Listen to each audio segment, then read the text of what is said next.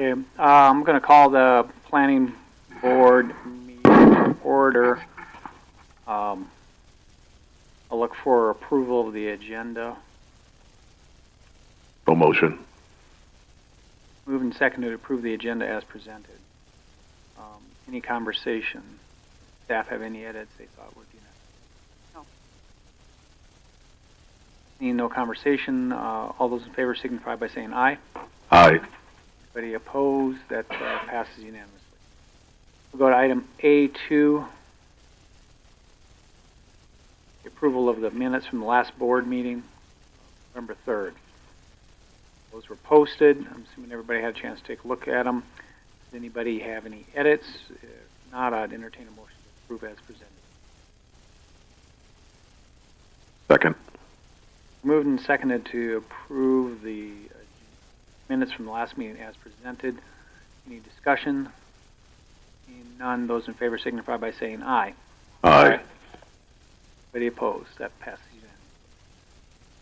We'll go to item B1, which is public comment. The floor is now open for public comment on items not on the agenda. If you are here to speak to an item on the agenda, there will be time given at the time the item comes up on the agenda.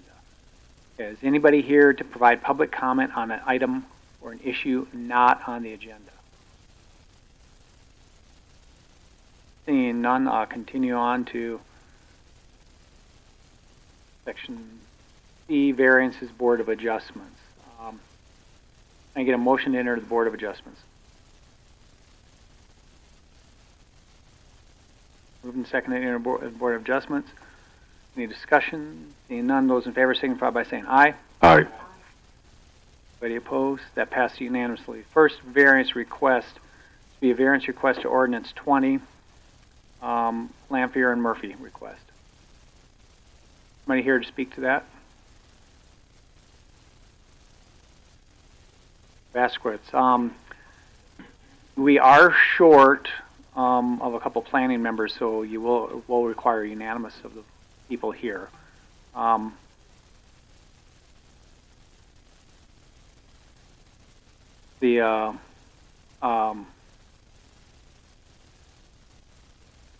putting up the item. Thank you. Though we've all seen this before, and I think we all know what it's about, but why don't you give us a quick background on it again? So, okay, so yeah, this one we did talk about before, but just to explain, we have an existing art studio that'll be on lot DL-3. Been there for a very long time, and then Dale's existing residence is just to the south of that. It's not shown on this plat because we're not platting that part, but we're simply taking the art studio. The art studio and Dale's house have both shared the existing driveway that comes up there.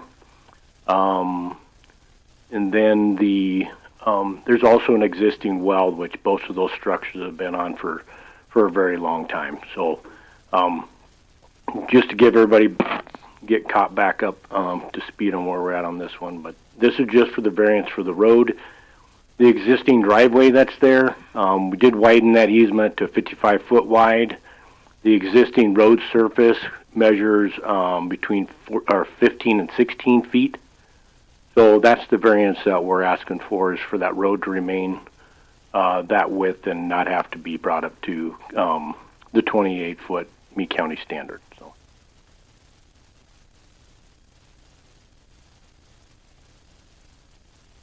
Again, there shouldn't be any additional, different usage. It's going to continue being used for what it has been for a very long time. So I don't see there, the overabundance of extra traffic or anything just because of this plat. So.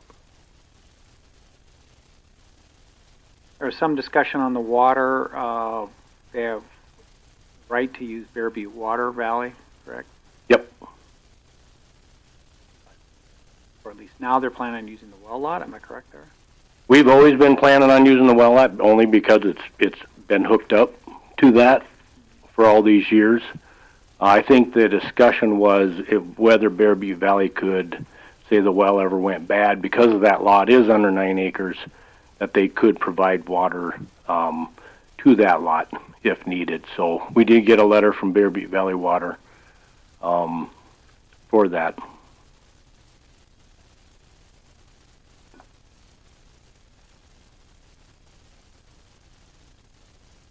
Was the testing of the well completed, do you know?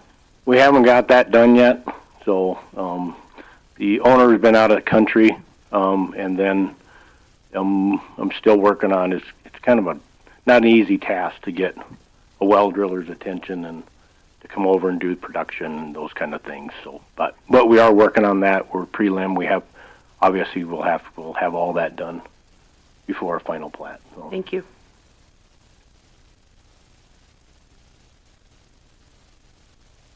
Okay, additional questions? Is there anybody else here to speak to this variance today?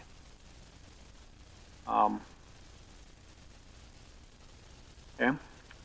Thoughts? I know they brought it up kind of as a form of intent. We had some questions. I note that you did make clear that access easement is to benefit all 3 lots, or the 2 lots in the unplatted portion, which I think originally was silent as to who was benefiting.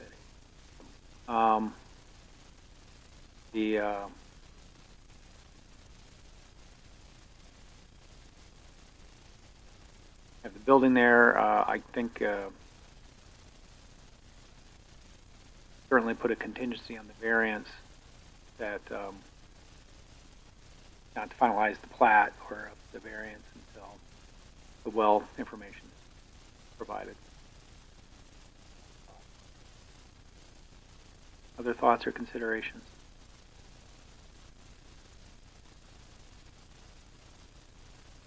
Questions? Seeing none. Is there any motions? Want to proceed? Got 2 missing. Not hearing really any. Has anybody really got any opposition to it? State it now rather than wait. 1 vote, negative vote, given how the statute's written.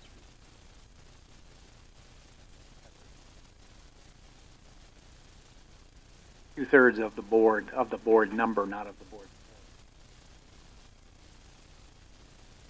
Okay, so want to make a plan? I'll make a motion that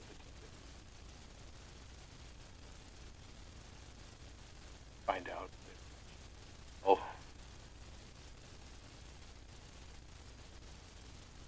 Yep. Yep. I'll second that. A motion to approve the variance subject to the proponent providing information showing the well meets ordinance requirements to serve the 3 lots. Yeah. Discussion on it. Questions, Shannon? Nope. Seeing none, all those in favor signify by saying aye. Aye. Also, no opposition. That passes unanimously with the people present. Go to the next one, which I also believe is a pretty straightforward variance request. Is this you too, Shannon?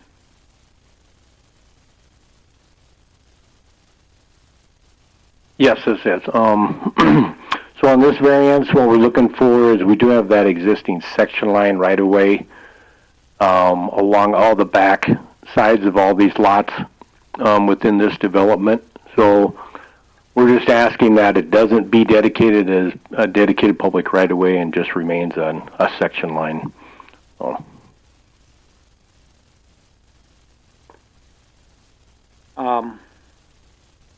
This is that same subdivision where we had the same issue come up here, kind of on the south side, didn't we have that? We had another lot like that just not too long ago where the same request was made. Yes, yeah. Granted that variance Yep. because the roads are already in and The road's already on the front of the lots. Yep. So. okay. Questions from for Shannon?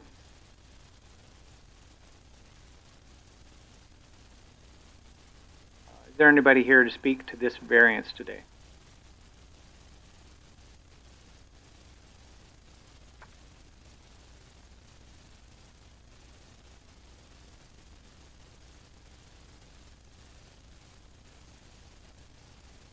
Seeing none. Again, any questions for staff or staff doesn't see any opposition to this? No. Yeah, and the fact we don't make him dedicated, the section line still exists, doesn't impact the fact that it is still a public right of way. Okay.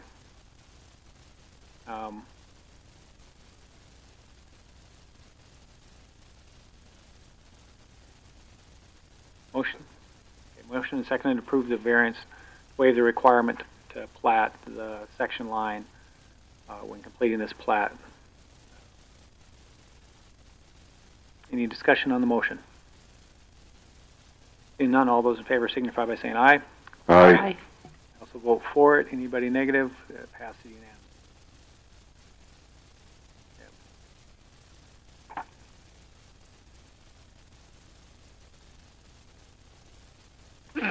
Motion made to exit the Board of Adjustments. There's a second. Second. I'll give that second to Nancy. Any discussion? Seeing none, those in favor of exiting Board of Adjustments signify by saying aye. Aye. All right, then we'll go with section D, variances. This is a variance request to ordinance 10, which is the road ordinance. This comes before us just for recommendations. The actual variance has to be approved by the county commission. Appears to be on that Lamphere Jane Murphy plat again. Yes, it is. So all we're doing here is just again asking for that 16-foot width road on the variance without bringing it up to compliance to 28. So.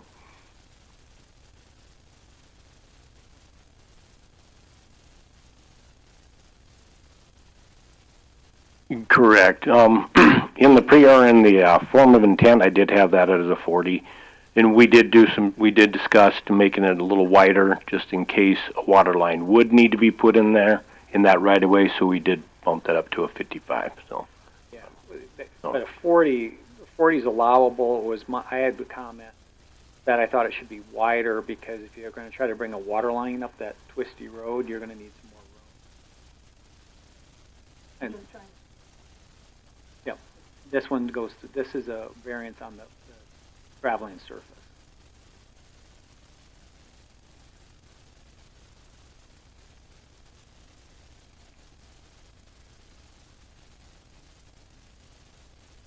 There's second. Second.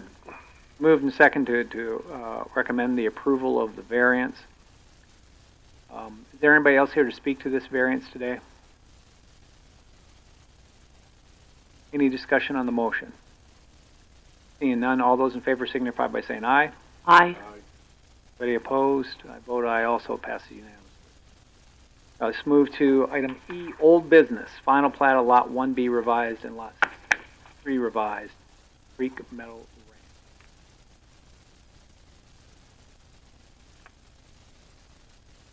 Ranch. Okay. Shannon Boston baseline surveying again. So this is a plat we've seen previously. Basically, what we're doing is we have two landowners that wanted to purchase a lot in between them and then split that lot up fairly evenly, or how they decided, and then just combine that acreage, just absorb that lot into those other two lots. So taking 3 lots and just making 2 lots out of them on this one. So. Yeah. Okay. Questions? Seems to make some sense, lowering the density there close to the floodplain. Is there anybody else here to speak to this plat today? Motion to approve. Motion to approve the final, is this the final plat? Is that why we're seeing this? Yes. Final plat, there a second? Second. Moved and seconded to approve the final plat of lots 1B revised and lot 3 revised, block 2 of Creek Meadow Ranch subdivision. Any discussion on the motion? Seeing none, all those in favor signify by saying aye. Aye. Aye. I also vote aye. Does anybody oppose? That passes unanimously.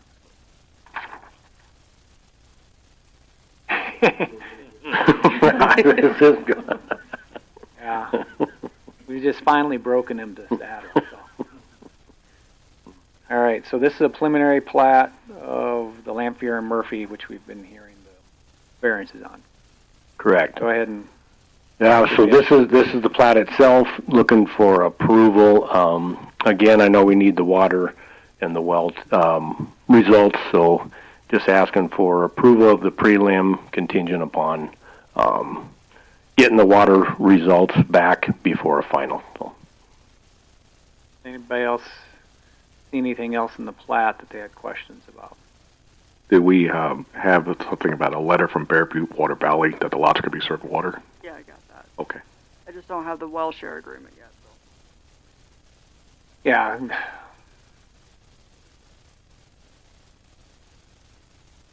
Okay. Any other questions for staff or Shannon? Is there anybody else here to speak to this plat today? Seeing none. For either comments or questions or motion.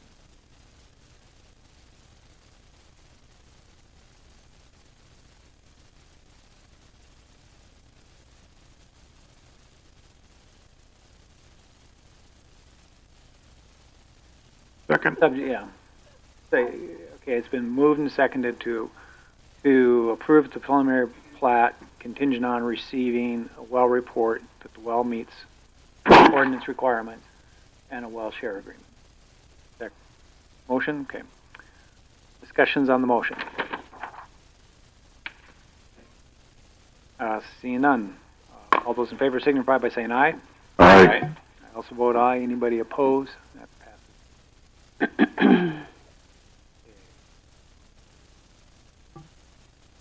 So the preliminary plats of lots 1 and 2 of Double Diamond Estate. Okay. This one we visited about a couple times, but today we are asking for the board to make a motion for continuance of this plat. Not really with the date, because we think it might be around January, February-ish before we come back. Is that done? No date. Not requesting a date, just when all the variances are in order. Okay. So you're looking for a motion that the plat not be rescheduled until staff feels all the necessary variances are filed to. Okay. Second it. Okay. Motion made and seconded. Before we vote on the motion, is anybody here to speak to this plat today? Shannon, and you're a client, and you are in agreement with that motion? Yes, we are. Yep. We met with staff, so that was all discussed previously. Okay. Any discussions on the motion? Seeing none, all those in favor signify by saying aye. Aye. Anybody opposed? I vote aye also. Pass unanimously. We'll go to new business. Section F of the agenda. We'll start with F1, preliminary plats of 1 through 16, Block 1, lots 1 through 16, Block 2, lots 1 through 26. South 80 subdivision.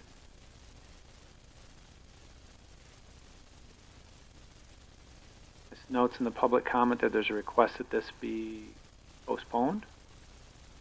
This yours too, Shannon? Yes, that's correct. Yep. Okay. Are we postponing it to a date certain or just open? So staff believes all variances. We're waiting for Pennington County Highway Authority access off of 25th. Okay. But we did want public to have an opportunity if they were here to speak, just so we could explain the idea Sure. also. So, and have Is there anybody here from the public that wishes to speak to this plat? Anybody? Going once, going twice?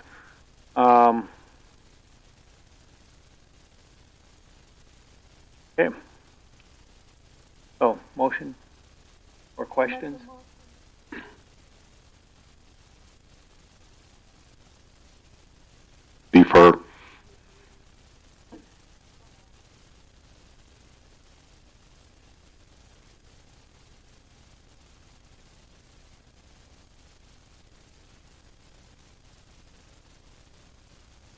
Okay, is there a second to that?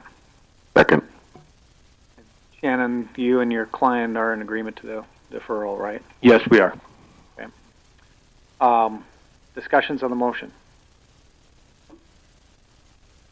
Seeing none, all those in favor signify by saying aye. Aye. Also vote aye. Anybody opposed? So that passes unanimously. Go to new business item 2, preliminary plats of lots 1-4, block 4 in Bridle Ridge. And on this one, same client, we're basically asking for the same motion, just because the two are going to work together through design and everything. So we're just asking the board for the same motion. So. Okay. Is there anybody else here to speak to this plat today? All right. Motion to defer.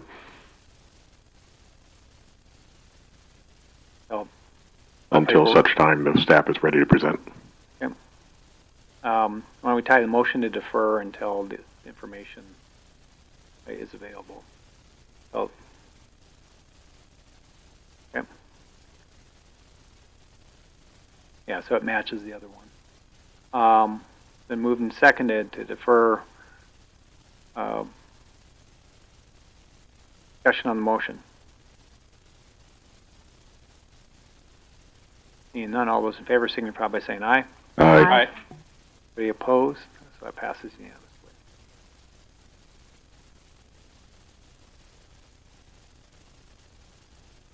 Okay, F3 preliminary plats 1 through 4, block 6, lots 1 through 8, block 7, Elk Creek Road, 144th Warrior Drive.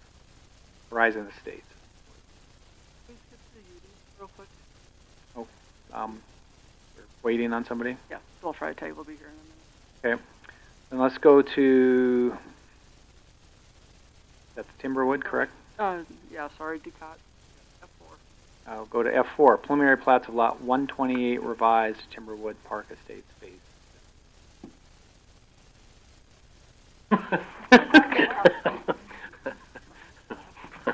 I didn't go very far. I'm out of here. Like Mike said, I was doing so good, I just had to get out for. Well, so this is, okay, so we went to F4 though, which is not UD's.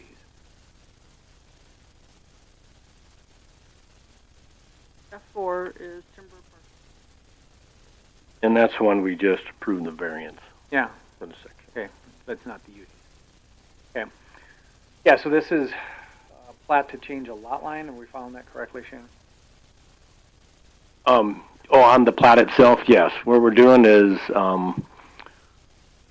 previously we platted 2 lots together, and now my client has purchased an additional lot too. So now we're taking that lot and platting it into the same acreage. So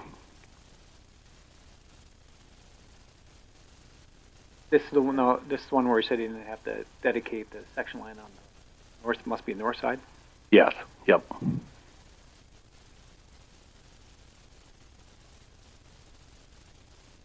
Okay.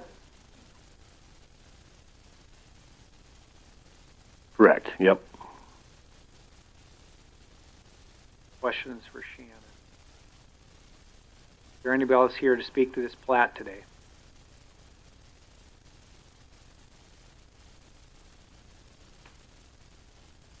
Seeing none. Questions for Shannon or staff? Staff, you have no objections to this? I do not. All right, I'll look to the board. Second.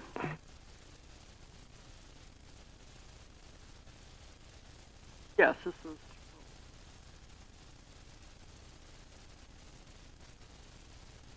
Okay, motion to approve the preliminary plat.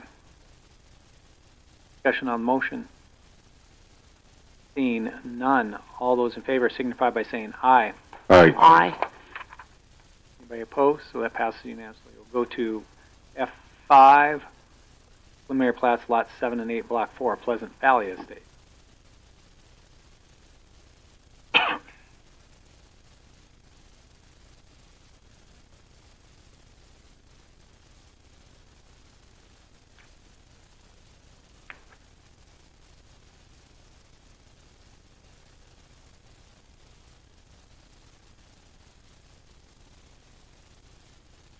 Go ahead. All right, Shane Matt with Interstate Engineering. Basically, it's just a platting off or subdividing of the of 40, I can't remember, 43 plus acres, I think it is, or 44 plus acres, into two separate lots. As the owner has somebody that wants to purchase the west portion, the lot for themselves, so that's primarily what we're doing here. So we're providing a culvert in the drainage easement, defining the major drainage easements.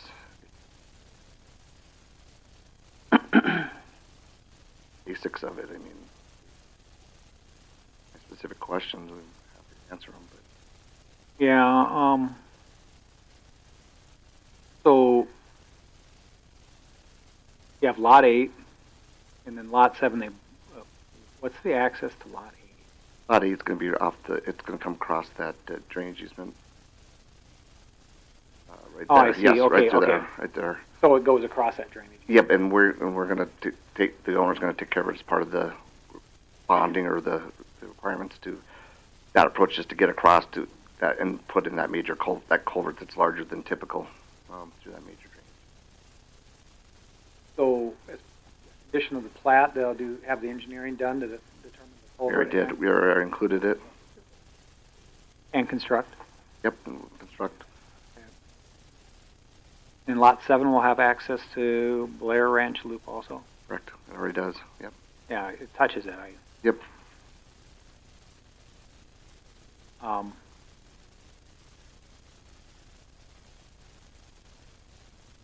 Lot 7 may be subdivided in the future, but that's up to that landowner when they do it to come in. Permits.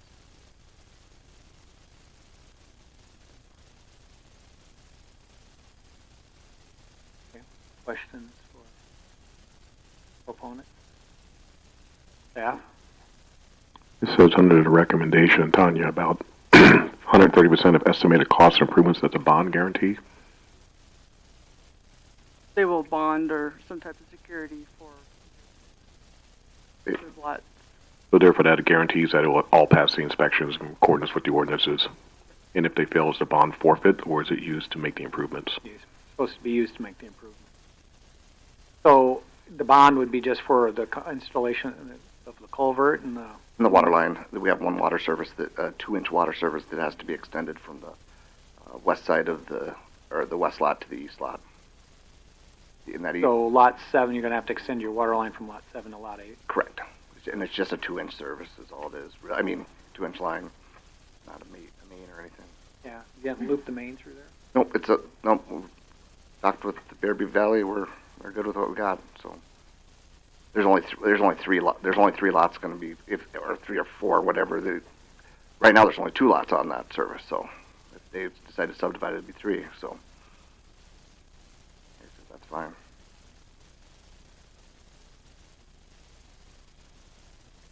Well, when they came in for form of intent, we had discussed if the section line needed to be vacate or variance for the section line to Blair Ranch Loop, and discussed. I didn't know if you want to see that variance or not. It was platted prior to that requirement in the 2022 revisions.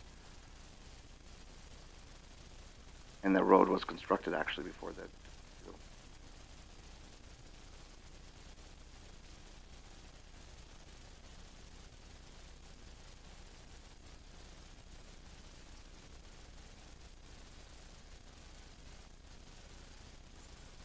I just asked for it to be consistent.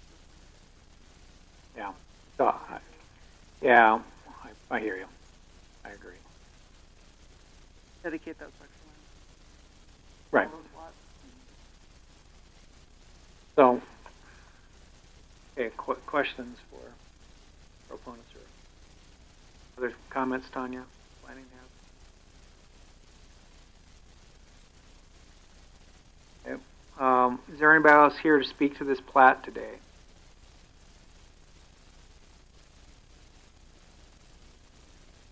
Seeing none, discussion on the, or is there a motion? Then we can get discussion. So, I understand staff's position is the contingencies of approving this would be them doing the engineering for the crossing over the drainage plus installation, construction, bonding for that construction, Bonded orders. Yep. and them submitting a variance request on the section line. Hoping for final, and the final would be contingent on the variance plan. First, and then the final plat would be second. Right. Similar to what you did. Yep, that makes sense. Questions for staff after that exchange or comments from staff? Does anybody want to make a motion? Looking at you, Nancy. Sure. I make a motion that we would approve the preliminary plat and move forward contingent upon the recommendations that have been brought forth by the planning staff. That would be the The variances, variance in the section line be Yes. filed and that the bonding. bonding for the construction through across the drainage. Second the motion. All right, moving seconded. Discussion on motion. Seeing none. All those in favor signify by saying aye. Aye. Anybody opposed? I vote aye also. It passed unanimously. Thanks for coming in. Thank you.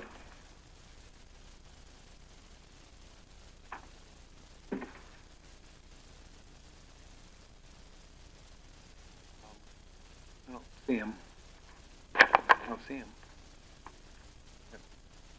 Okay, we'll go with F6, preliminary plats of lots 1 through 18 of Block 9. Golden Valley subdivision. Anybody here to speak to this today? Proponent. Stands right back behind you. He was taking a break. All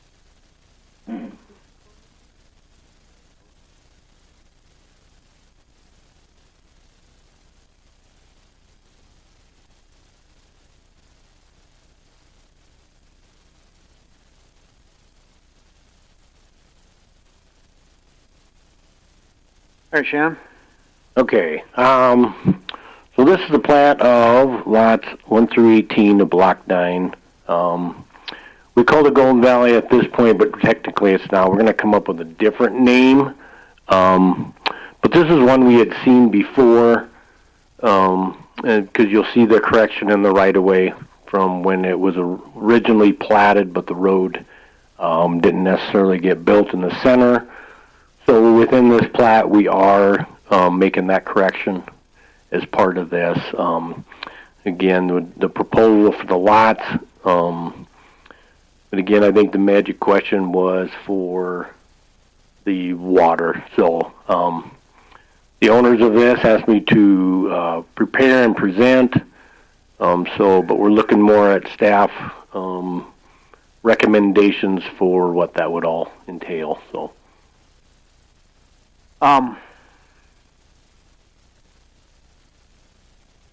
It's my understanding, staff, there's insufficient water with the system to allow this plat. We had seen this a year ago with all the construction plans are done, all the plans are done, drainage, roads, everything. It's just we don't have sufficient water to supply the plat, the 18 lots, so brought it forth to either denied or some recommendations and not move forward with the plat. So you are here. Okay. All right, we've got that. I've also got some other issues with this. Does your client, Shannon, own the land north of this single tree drive? And actually, I didn't realize Corey was here, Good. so yes, Okay. he can answer that. So.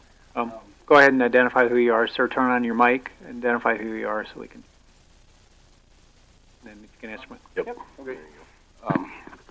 Hi, sorry about that. That's right. Corey Griebel, here with Silence Holdings.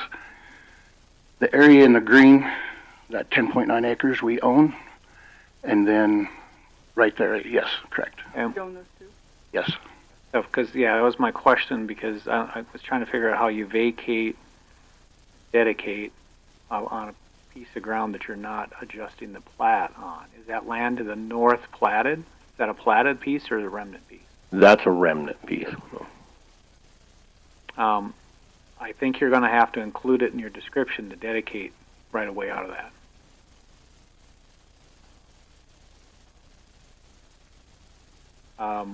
In your accesses off of Single Tree Drive, are these townhouses or just small lots? The if you go back to the colored, yeah. If you look to the right, where it says the 4 lots in yellow, Oh, those are. Yep. Yep. them are current townhomes. Yeah, but those are platted already. Yes, correct. So here's my question, which I don't understand when I'm looking at your plat. What's going to be your access to Single Tree Drive for lots 1 through 6? Them lots on the top will be accessed from Single Tree Drive. Okay, by each having their own driveway, or Yes. each having? Yes. I mean, what's our speed and distances there? That seems to be getting quite a bit of driveways backing Those up. are regular residential or townhome?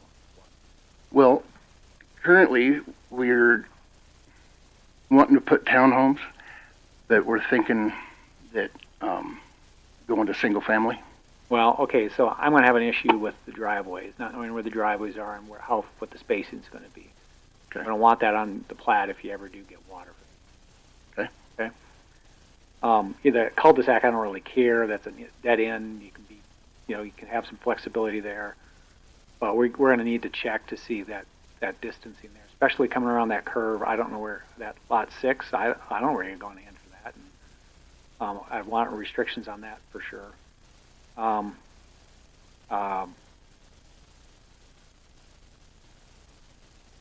So, and that additional dedication, that's just based on you shooting the center line of the road. Is that correct, Shannon? Yes, it is. Yep. Yeah, we corrected it back to 66 feet. So,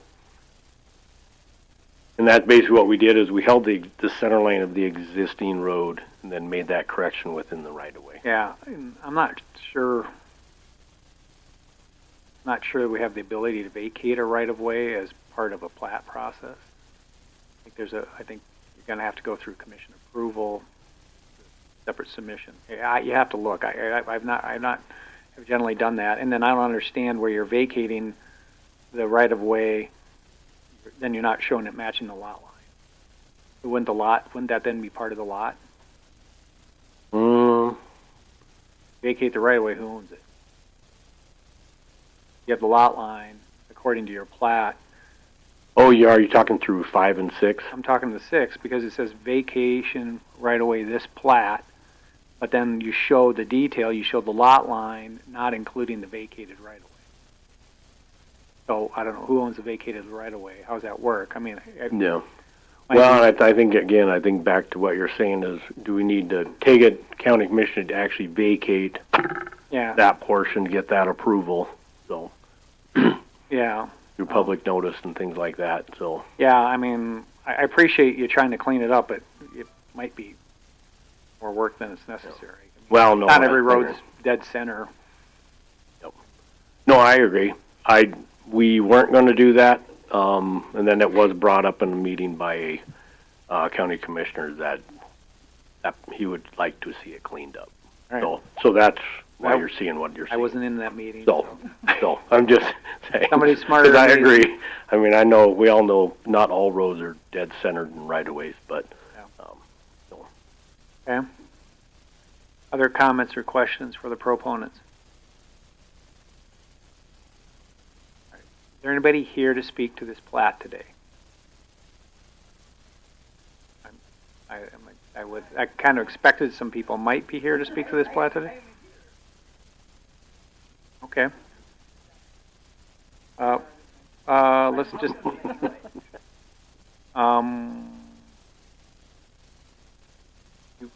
Are you Ms. Jennings? Oh, Cedar. I see it. Okay. Okay. So we do have that letter posted.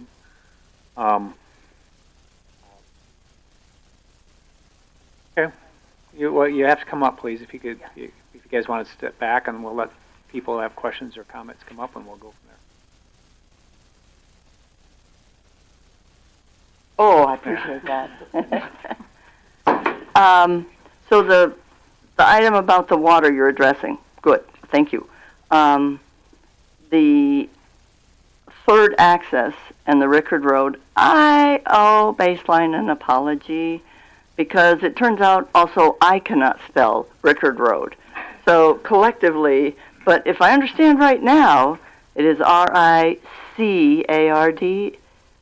It has nothing to do with this plat, so I couldn't tell you off the top. Okay, so I'm sorry.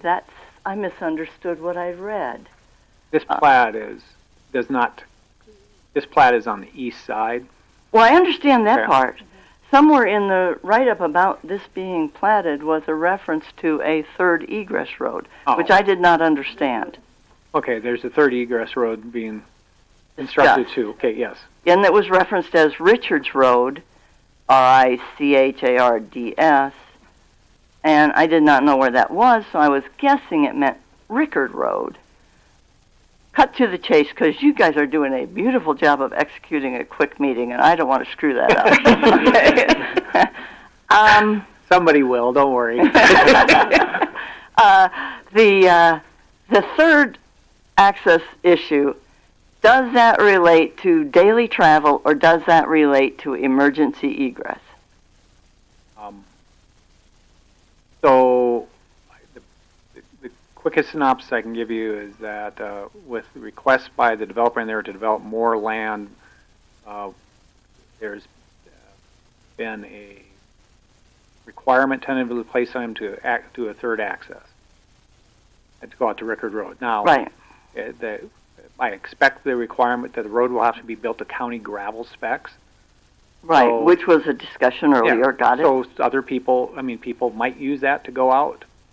It won't be restricted to emergency access. It would be an open, I would expect Okay. it to be an open road that can be used by anybody who wants to go out to the west on that road. Right, okay. So I doubt these people are going to want to go all the way across the neighborhood to a gravel road. I would doubt it. Okay, so I don't forget- have any issue other than it is a little hard to understand if you don't know all the county roads Yes. when they misspell a name like that.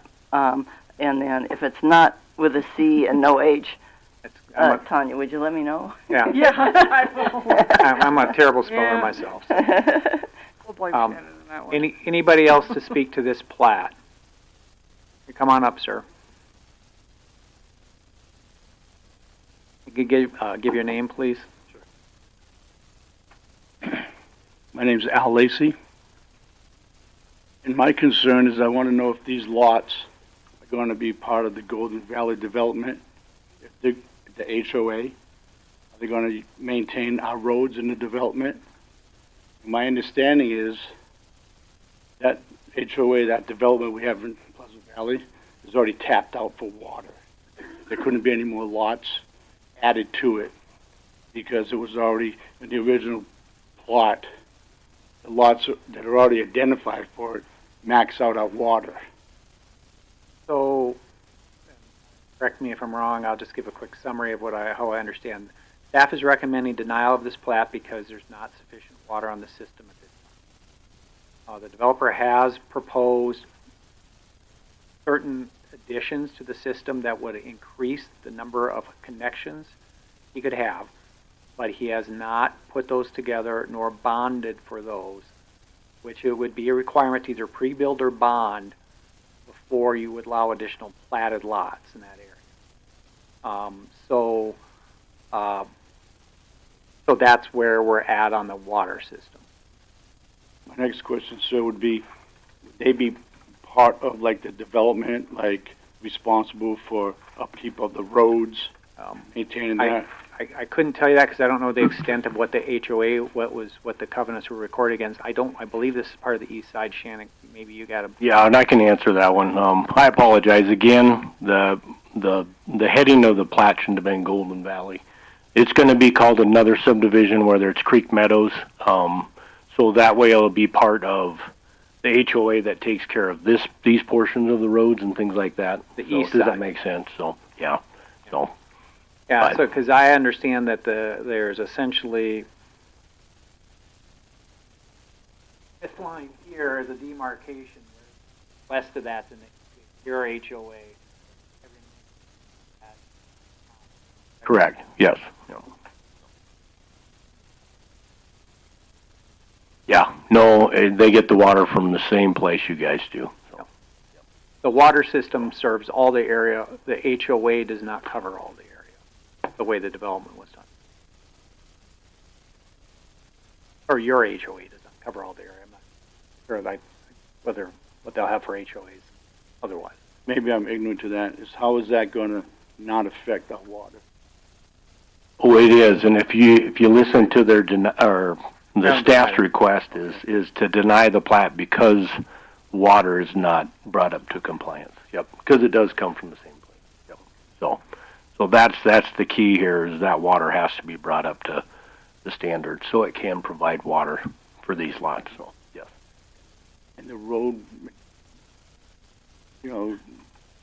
taking care of the road, that would be the same thing. If that development comes in and use our roads and stuff, are they going to be part of the maintaining it?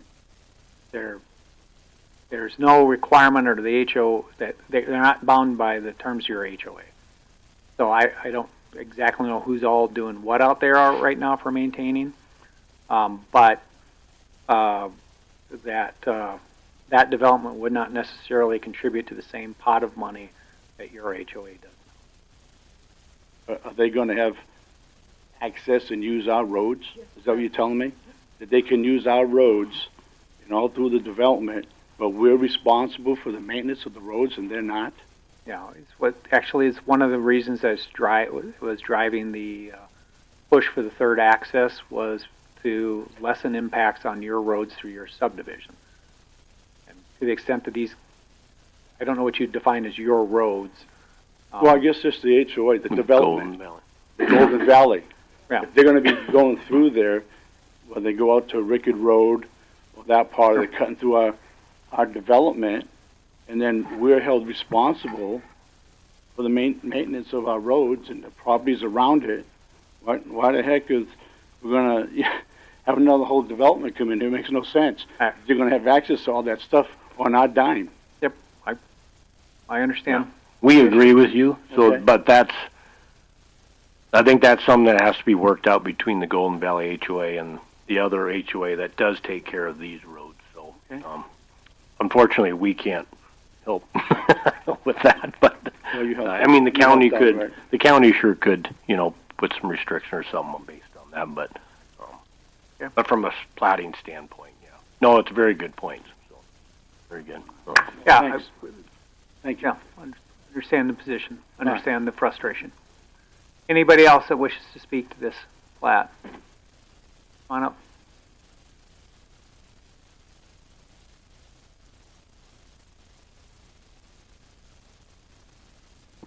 Brady Conway, 1522 Brookside Lane, Piedmont. Again, thank you for addressing the water issues. I appreciate that from the committee. The other issue, again, as you just discussed, is the roads. In the Golden Valley subdivision, we have to pay to maintain our roads. We just got done putting in over $100,000, it was well over $100,000 on the shoulder repairs in Phase 2. How we acquired those roads in that kind of shape, I have no idea what happened there. But that all came out of our HOA funds, and that's our concern of the extra traffic from this new subdivision coming into our neighborhood and the extra road repairs. So the third access is important to limit that traffic. Thank you. Thank you. Anyone else wants to speak to this plat?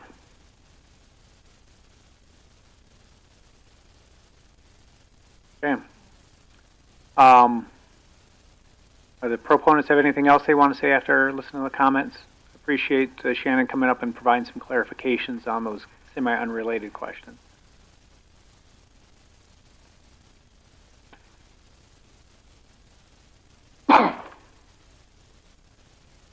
I guess we're here. I've got any more other questions for us. So, Actually, Unless you have something else to add. Basically we're presenting everything to you, and we are fully understanding of the water issues. I'm not bringing that up because I've been here in the previous ones, and that's a little friction.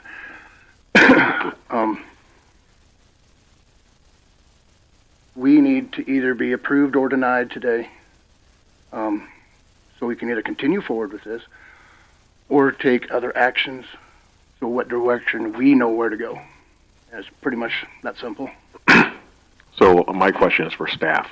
So I've been doing this for about a year now, and this is the first time I've ever seen you make a comment like this in regards to not supporting it, but not giving me bullet comments as to what they can do to get your support. Can you elaborate before we make a decision? You have to meet ordinance 20. So basically, Golden Valley Water District has to meet the compliance of ordinance 20, ordinance 33, bring up the water standards to meet that ordinance. They don't have enough capacity for a 3-day water storage. It's the water storage, and they don't have the generator on. So my follow-up question will be is, knowing this, obviously before it came before us, why is this before us if we knew it was going to be a dead end from your recommendation? Because they brought this forward over a year ago, and they've been patient. It's been lots of meetings that this water system would be up and going, or at least bonded for, that we could move forward. It has not happened. So either they have a right to either a deferral or denial. Well, denial or a pass. I mean, Or they a can pass. request to come forward even though staff feels it's not cannot be passed. So this is They've taken it off the Salmons Holdings bought it from Elk Creek Properties. There's been a lot going back and forth.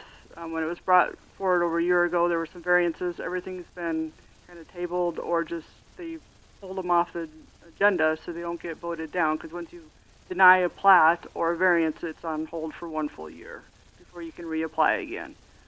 So everything has always been taken off once that time comes, and I'm just looking for project works. Their engineering's good. Their drainage. I'm lacking water. the kick the can down the road philosophy involving moisture. Yep. So until the water meets ordinance 33 water system, I cannot approve any plats out there. And they are dependent upon Golden Valley for the water? Yes? No? Well, Currently, yes, we are. Yes, or he could drill his own well. yeah, he could develop his own system. System. But yeah, so they're entitled to bring it. I think what we really are looking at here is not a deferral. Either we're going to let you go forward without the water, or we're going to deny it because you don't have the water. Which I understand is that's their preference: denial or grant. That's pretty much it. That way we know what direction we know. We've been then they know where we're sitting on over $500,000 worth of property we're just paying interest on. We can't use it. Yeah. And like I've attended the other previous meetings with the water system, and we, yeah. Sir, were you aware of all this when you went ahead and made this purchase about a year ago? No, we purchased this in 2023. Then we learned that the ordinance was changed in 2022. And we have the contract with Elk Creek Properties that we were unaware. I believe the assertions are that it was represented to them that there was sufficient water for the system to provide for X number of new houses, and they would be guaranteed these. We purchased a total of 16 water taps when we bought that property, knowing full well that we were going to build either townhomes or single family. And we cash rolled the building of the structures, and we borrowed against the property. So when we got our bank involved, there was a contract in there that said, if you don't get X amount of water taps, we will not loan you that money. Fair enough. So we got the water taps. We bought them straight out. Here we sit. up without the water. No water. Yeah. One point I'd make on this, if it comes back to us, is you've got more than 16 lots, so that would be another contingency. So But I think the original agreement was he'd be able to use 16 lots, and at that time the other system would be brought up Right. in compliance to, all for right, but additional. we all know lots, the so- other system's not Yeah. there. We all know there's Yeah. not sufficient. Yep. So, Yeah.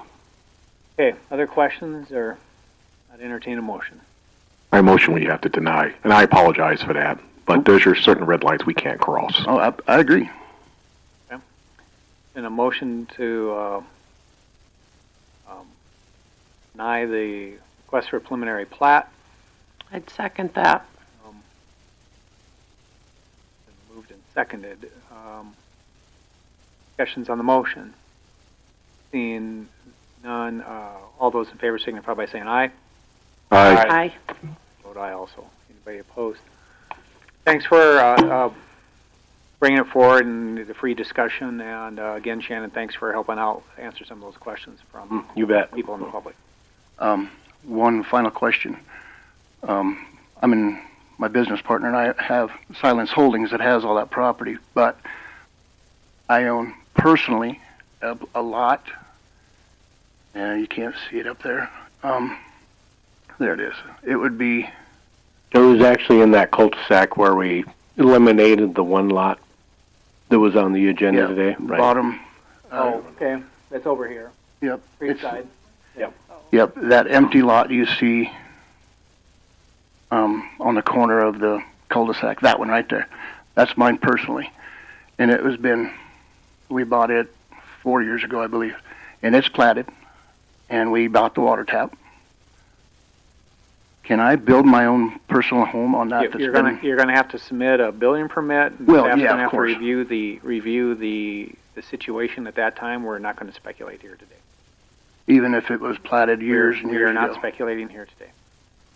Now there's another 100,000 out of my ass. Thank you. Yes. Guys,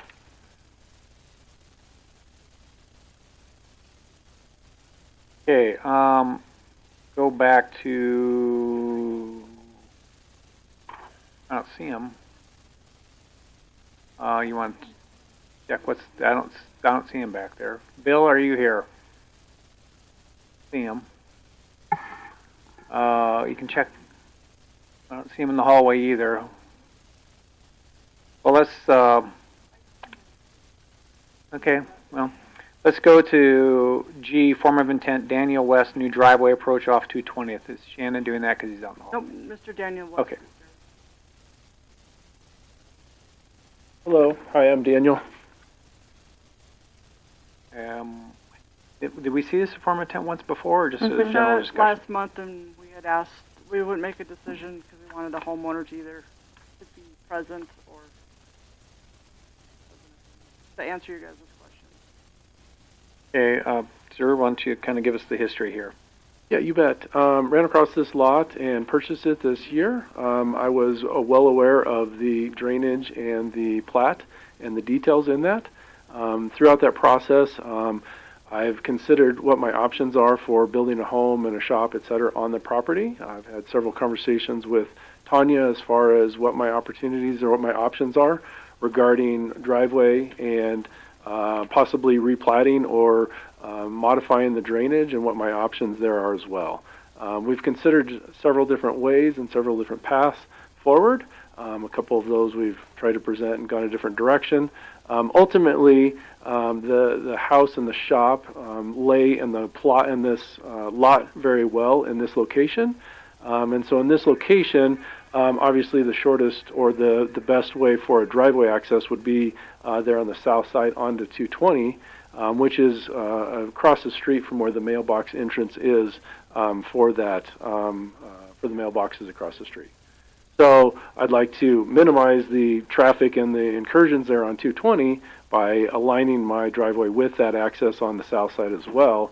That also alleviates the need to cross the drainage and then come in from the far northwest corner, which would necessitate a 500-foot plus driveway in order to get to the house and the shop over there on that side. The house and the shop are kind of pretty much locked in as far as what I think is feasible and what makes sense for us on the location. It's really just a matter of which way we got to go with the driveway. There are two options. We could go from the northwest, or with your guys' approval, it would be much shorter, much easier for us to access it off of 220 there. Okay. When you say you can come from the northwest, what do you mean? Yeah, my lot line is roughly about where the cursor is there. And so, actually, if you go back to the other, that one there. So up there on the left-hand side, the top there, we could do a driveway through there, and then down that section, and then across the drainage that would get us all the way over to the house and the shop, etc.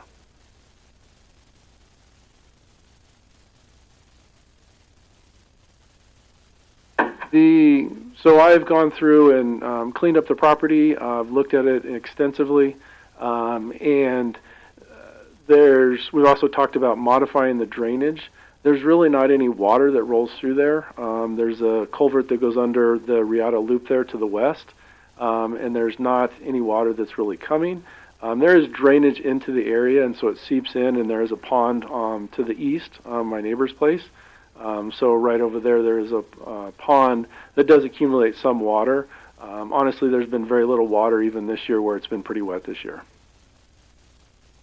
How long you lived here? I'm familiar with the area. My daughter lives up here for several years, but I've only been on this lot for this year. So it has not been pretty wet. Okay, fair enough. No, that's right. Yeah. Sure. Fair enough. When we have wet years, you will know it, okay, because there will be water rolling through that land. Okay. Yeah. The sign of the ground there does not show any significant drainage or rushing water through that property. Yeah. It doesn't so much rush as meander. Fair enough. Yep. Yeah. So, several different options. Like I said, I'd like to present and just see if it's possible that we can tap into that 220 on the south side there. Comments and thoughts? I must admit, sir, I'm really skeptical about this. For one thing, if we crack this egg open and the HOA says, oh yeah, if the county says okay, you guys can do it, we're kind of like going around them, or them not going around us. I have reached out to the to the HOA, and I do have their approval to go ahead and do that. They've made it very clear that I still have to be a part of the HOA. I still have to pay for the Riata Loop, etc. But they are on board, and I do have their permission to move forward if the county is okay with that. That part I understand. What I'm skeptical about is getting involved with HOA regulations and covenants. Okay. Being brought up to this county level.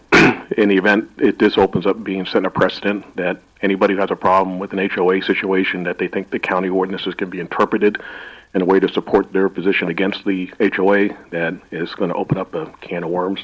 Yeah, and really it's not the HOA, it's really the lot that's determining where this driveway needs to be, just based on the geological layout that they currently is set up. So. Yes, sir. And were you aware of these engineering challenges when you purchased a lot, or were you misled as to what you could do with the lot? No, I definitely was aware of the plat map and had reviewed it and walked the property and understood the challenges that were there. So.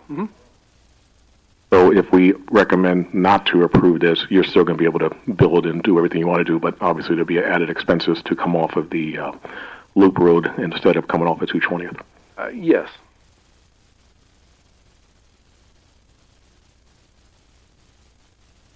Are you referring to the letter that the HOA sent you back in September?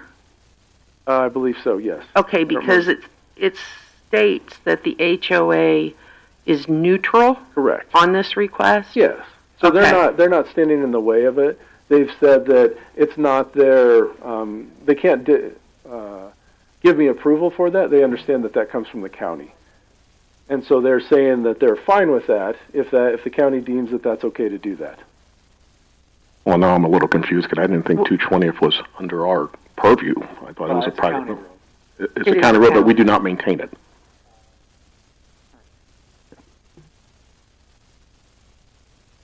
220th was built as part of the development of this development. So really the primary issue is that bottom line where she's highlighted there on the plat map of no access on 220. Plat was created. There was a surveyor note added. No access to any lot will be allowed during Yeah, and And so we're asking to replat, I can't ask for a variance, plat comment. You have to ask for a replat of lot 23. Modification. That lot, basically. That note is what we're asking for. yes. For him to move forward with the plat. Yeah, so the issue, the reason that the note's on there, it was 220th someday will be a through road and probably a very a busier through road. Because it's the first real section line when you, that allows east-west corridor once you come over the hill. I mean, so you got to go, to get another east-west corridor, you got, Elk Creek is the next one, about a half mile north. right, well, yeah, Elk Creek to the north, which I think is a full mile. But then, on the south end, you've got to go all the way back to Erickson Ranch, to the actual Erickson Ranch. To get, that's the next spot that you can have a north. But there's no guarantee that 220th is going to be able to be punched through, correct? Well, it's, you know, Correct. nobody's guaranteeing anything, but right, you know, it's going to happen someday. You can just see it by the way the development's coming. I totally expect it to be punched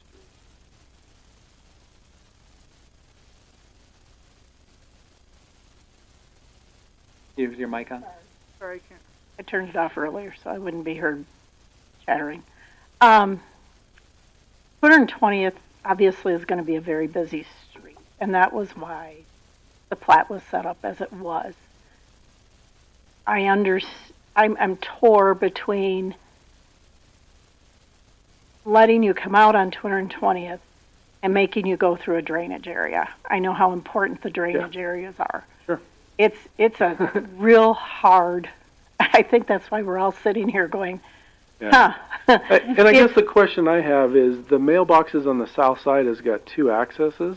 Will those mailboxes be relocated when 220 is expanded, or will those still maintain there? And if they're going to be there, I mean, that's daily access for everybody to go in and out of there on the south side of the road there. I hear what you're saying. I really, really do. Sure. I just understand access driveways just because of the road I live on. Sure. Yep. And I have this juggling. I don't know what way to go. I'll be honest with you. Yeah. And it makes me feel a little better that you bought the lot knowing that you've got an issue. Absolutely. And I understand that this is the most economical. I also understand this doesn't disturb the water, the wetlands, which, again. Correct. So I don't have a good answer right now. I'm still contemplating, but I wanted to give you my feedback that says, No, I appreciate that. you're in Thank a you. no-win for me. Yes, I bought this lot knowing there was challenges. I was willing to address those challenges, replat it, regrade it, do various things as necessary. But if it's possible to avoid the 90-foot easement across the drainage there, that seems like the more reasonable, easy answer for this lot. But I absolutely understand the traffic and concerns on 220 as well.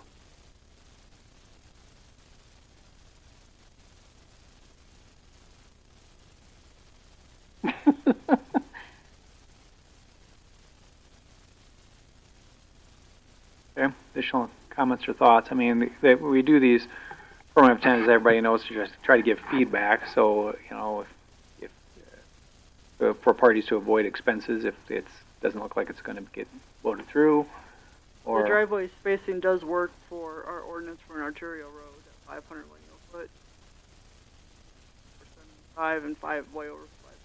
The other one, so the driveway spacing does straight stretch at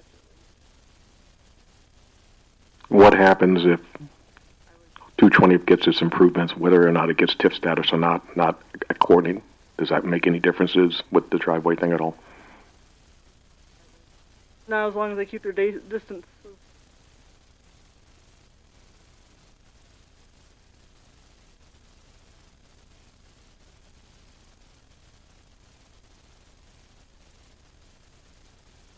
I think. Is there anybody here from the public who wishes to speak to this?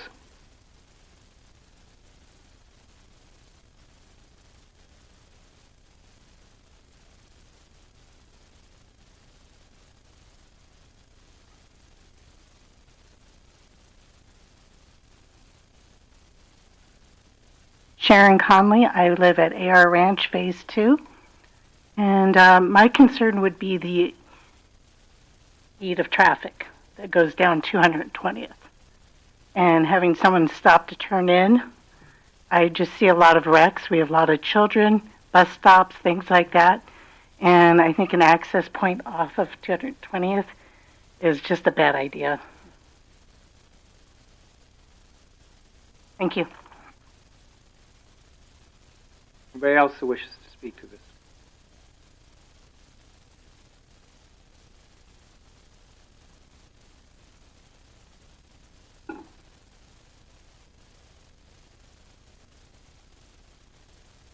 I'm J.D. Hewitt. I actually am the developer of this subdivision. This isn't the reason I'm here today, but good to meet you. Good to meet you. I wish you the best, and I would just say the reason the lots were laid out the way they were was because of the challenges with drainage. We knew, full well what was going to be involved, and I guess I would caution as well, starting to increase the access off of 220th. I kind of feel that we've created enough flexibility there, but Yeah. Thank you. Anybody else? I guess from my standpoint, I have two areas. Foremost, the safety concerns coming out onto 220 from that lot.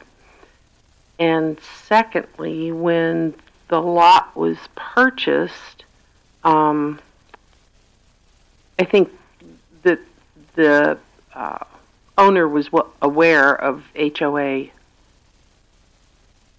HOA standards that go along with that. But in regard to that, I honestly believe that, you have the right to apply and bring it forward to the commission as well. So, I just can't support it because of the safety aspects of the 220. And the one lady did point out about, the amount of traffic that is there now, and what we're looking at down the road as far as the potential. That concerns me. Do we have an estimate of what the actual traffic is up and down that road? Is there any data to support the current activity? The county's probably got some. Okay. Highway department. Department. Yeah, I guess, people are checking their mailboxes daily, everybody in that neighborhood daily across the street. So I'm challenged with, if there's mailboxes in a drive-through on that side and the other side just to the west, I'm really concerned that one extra driveway that I occasionally come in is really going to add any more turns in and out of there than these mailboxes will. And if you guys deny my driveway, I'd like to make a motion to move the mailboxes. Certainly do that if Okay. you so desire. Cool. And this, we don't take action on a... No, that's fine. I just, my point is the mailboxes, everybody in that neighborhood, all of those homes onto the north and south, access the mailboxes daily. There is slow traffic right there where I'm looking to put a driveway on a daily basis.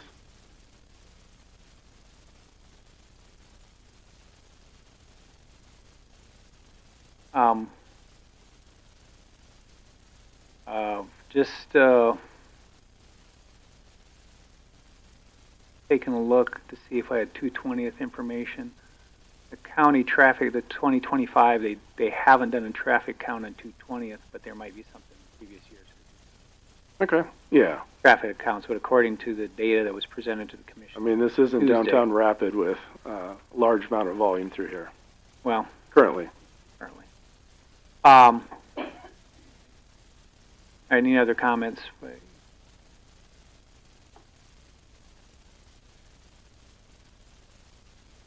My comment would be I'd probably generally oppose. Lot was set up the way it was. I hear your argument on the mailboxes getting as a pull through though, so you don't have people backing out. It would appear using those mailboxes, they drive through and come out. And that'll be the same way on my driveway as well. I won't be backing in or backing out onto the street. It will be a roundabout driveway in that area, and I will always be pulling in and out forward.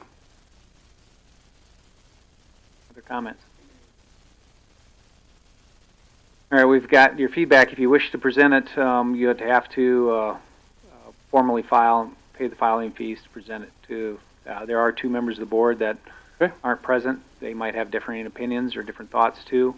You could certainly reach out to them by email and ask them what their comments might be. Okay. Okay. Thanks for coming in.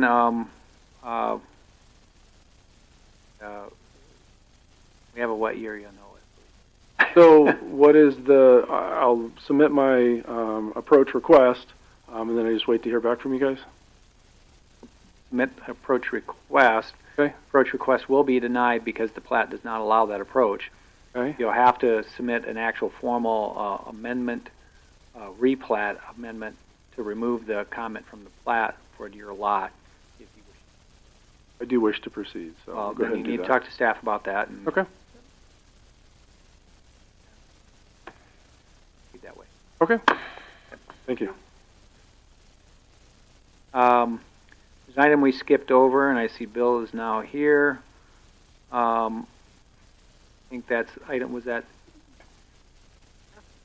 F3. Let's go back up to F3.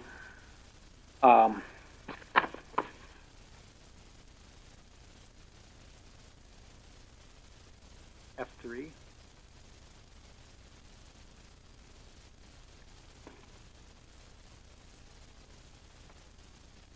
Yeah. Pretty quick on the other stuff. F4 perhaps? Yeah, F4 it looks like.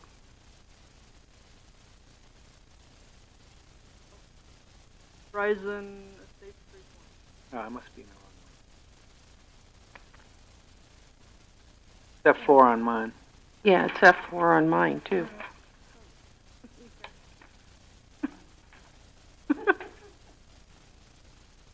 Four was Timberwood.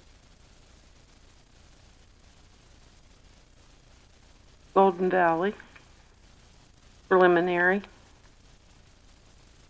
Well, we've been having some issues with the electronics because of, because they've been updating the posting have been updating, so we might have some people that are on earlier drafts.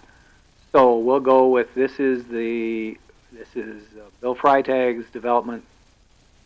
Elk Creek Developers LLC, is that correct, Bill? Say that again, please. Is it Elk Creek Developers LLC? It's, yeah. Horizon Estates 320. All right, so that's what we're going to discuss. No matter what the number you have. Okay, that works.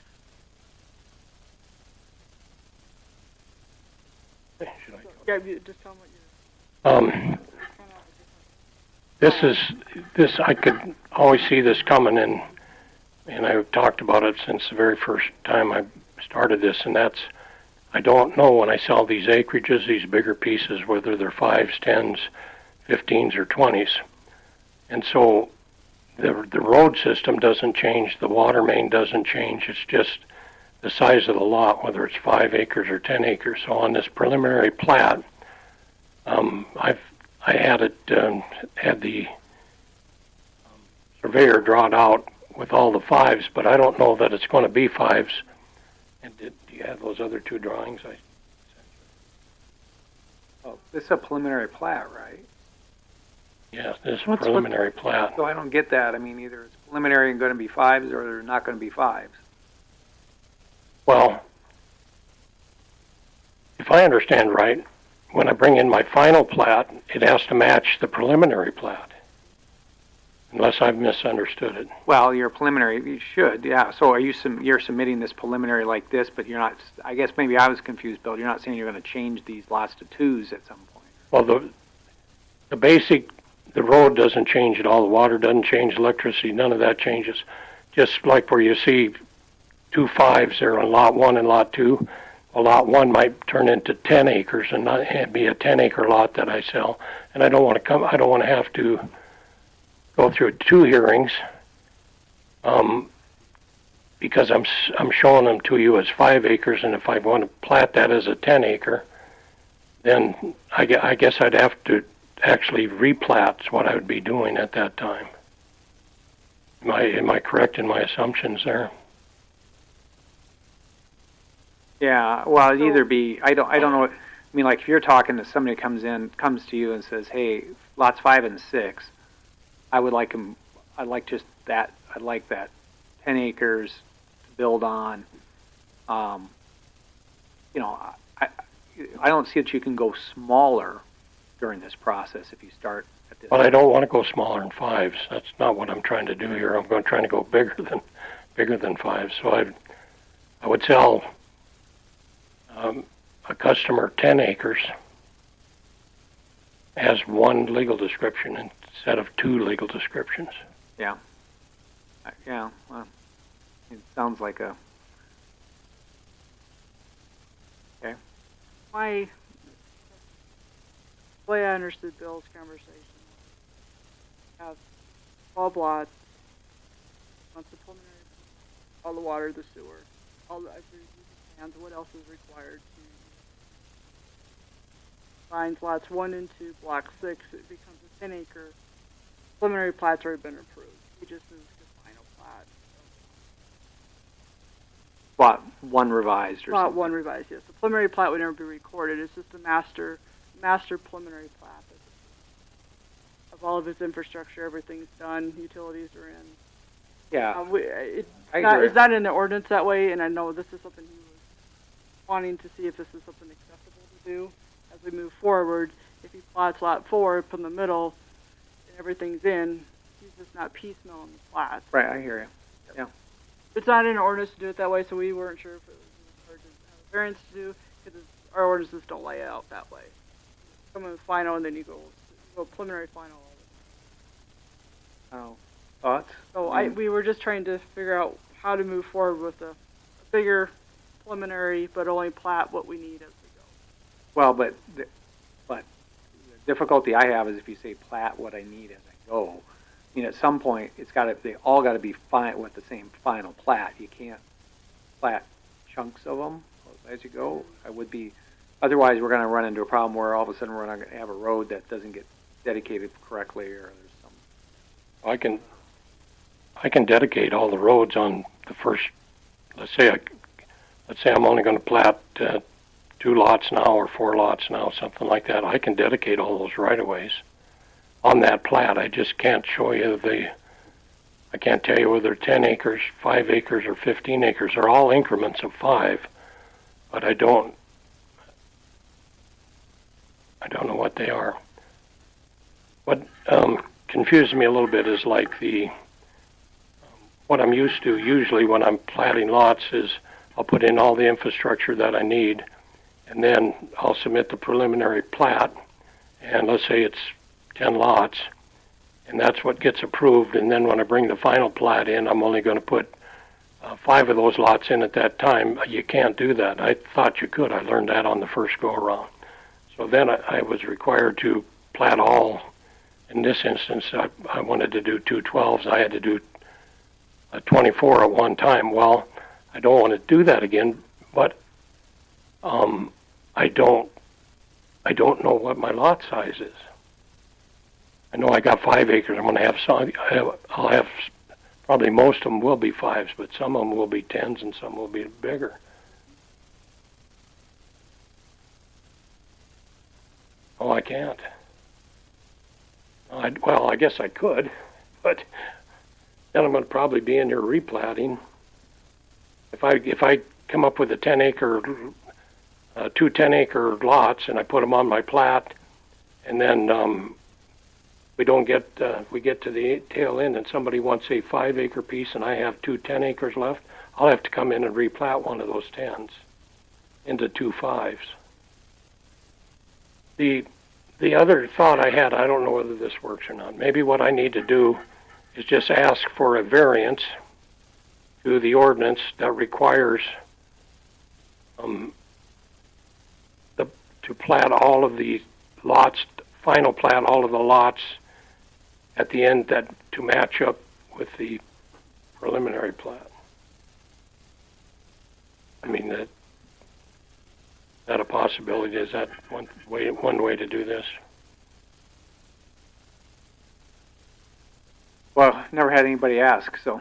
I know, I know. That's and I said this from the very beginning that when I showed you guys the north one half of this 320 acres, that was all going to be smaller lots, and that's pretty standard what I showed you.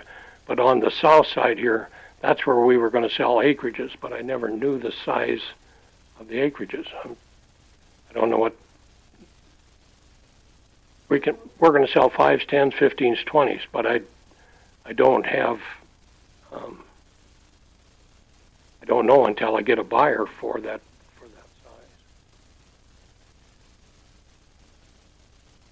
Go ahead, C. Do you have a question?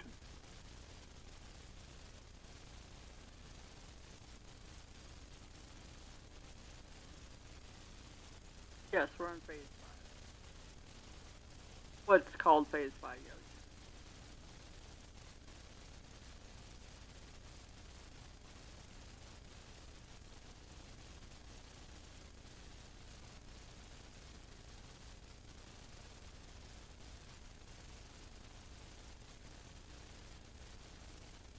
What I did on phase 4 was we sold the lots, and I could sell them because I could use an eloquent legal description to sell the property.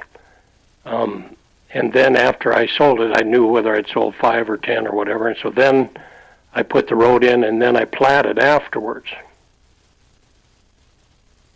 That's how I did phase 4. It's kind of the backwards way to do it, and I don't feel good selling somebody a property that I can legally sell it to them. I can eloquently describe it, but they can't get a building permit. You know, and that's really where the rub is. So nobody wants to buy land from me that they can't get a building permit, and I don't want to put them in that position. I don't want to make these people come in and be land developers and have to go through a platting process when they're unfamiliar with it. It's hard enough to do for someone like myself, and so if I just make my buyers come up and do it, I just don't feel good about doing that to them. I don't feel good to them about selling them something without being able to get a building permit. And if I do sell it to them, like if I put in all my roads here, and somebody comes in and says, I want 5 acres, another guy comes in and says he wants 10 acres, I'll sell it to him and I'll eloquently describe it. But I've got all that infrastructure in, so now I'm just going to I'm going to go through the platting process so they don't have to do that, so that they can get their building permits. But again, I don't know the size of the lot. I don't know what they want. I'm going to ask a question on that. 20-foot utility easement that goes through lots 5, 6, 7, 8, kind of on the west side. What? That's a drainage easement there. Okay. It says. Yeah, I can put all that in. It says utility easement, and then I'm assuming that's a drainage easement that cuts over, going kind of running east-west. Does that say utility easement on it? It says utility easement, yeah. And the other one isn't defined at all as to what it is. That's drainage through there. Yeah, well, if I could get it labeled appropriately, that would be beneficial. Where are you seeing the word utility easement? Because the utility easement should be along the right there. It says utility easement. Oh, that's the east-west. Yeah, I have to bring the electricity and the water from the east to the west, and that is a utility easement through there. Okay, so there's an easement that runs between those lot lines, and so you're running that easement, but the other easement then is a drainage easement? The one that runs north-south? And how about where it runs east-west and on Yeah, the edge of those lots? they're,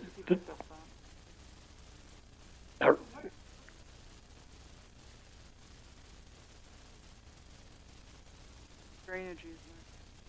Is that a retention pond or something? I didn't hear you. Is that a retention pond or? Oh, there's an long time ago, somebody built a little dam up there. Dock dam? Yeah. I've never seen any water in it, but, your natural drainage is gonna go through there, and we're going to, so we're gonna plat that drainage out. That's got,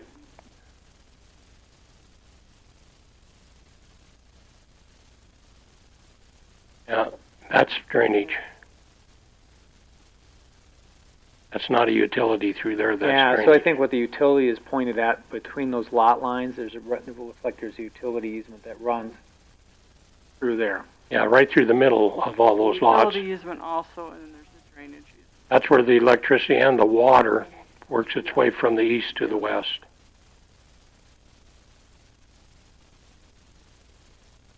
Yeah, it looks like it's right on the edge of maybe. That's just the natural drainage that's in there, so I guess I can, if you don't want it in the utility easement, I can regrade a little bit and bring it to the south. I think It doesn't carry hardly any water, I don't think. I think the only question would be whether having a water line in a drainage easement, if there is water in it, whether it becomes problematic. Oh, when I plat a lot, by state law, it's 8 feet each side of that lot is there for utility and drainage. That's the law, the state law. They're both in the same area.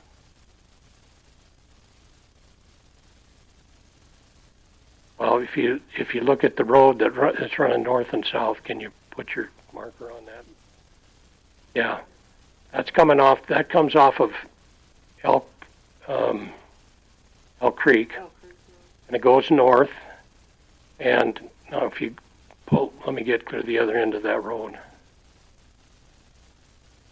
Okay, now when you get to the other end of that road, that will connect up into my phase 6, 7, 8, whatever phase that is, when I get there. So what we'll do in the meantime is do a turnaround there, and then that will connect up to, I think this Braley Joe Road is what that connects into.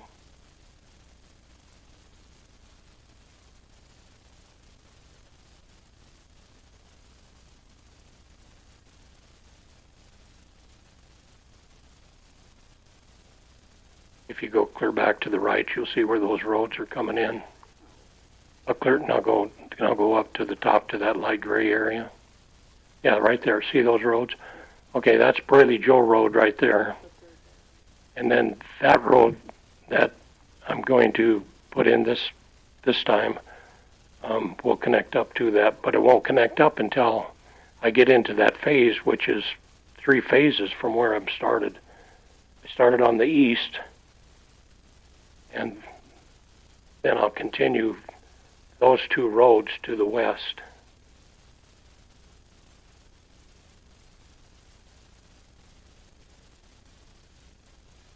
Maybe the answer is I just redo my plat. I put all my roads, all my easements, all of that on my plat, and only plat 2 or 4 lots at this time.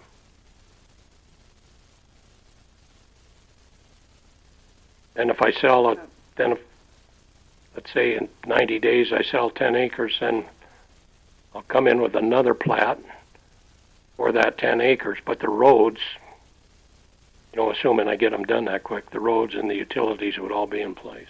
Yeah. I mean, you could single plat them. The only other thought I would have, Bill, that I wouldn't have an issue with, I'm not speaking for the entire board, is if you said, okay, I'm going to advance this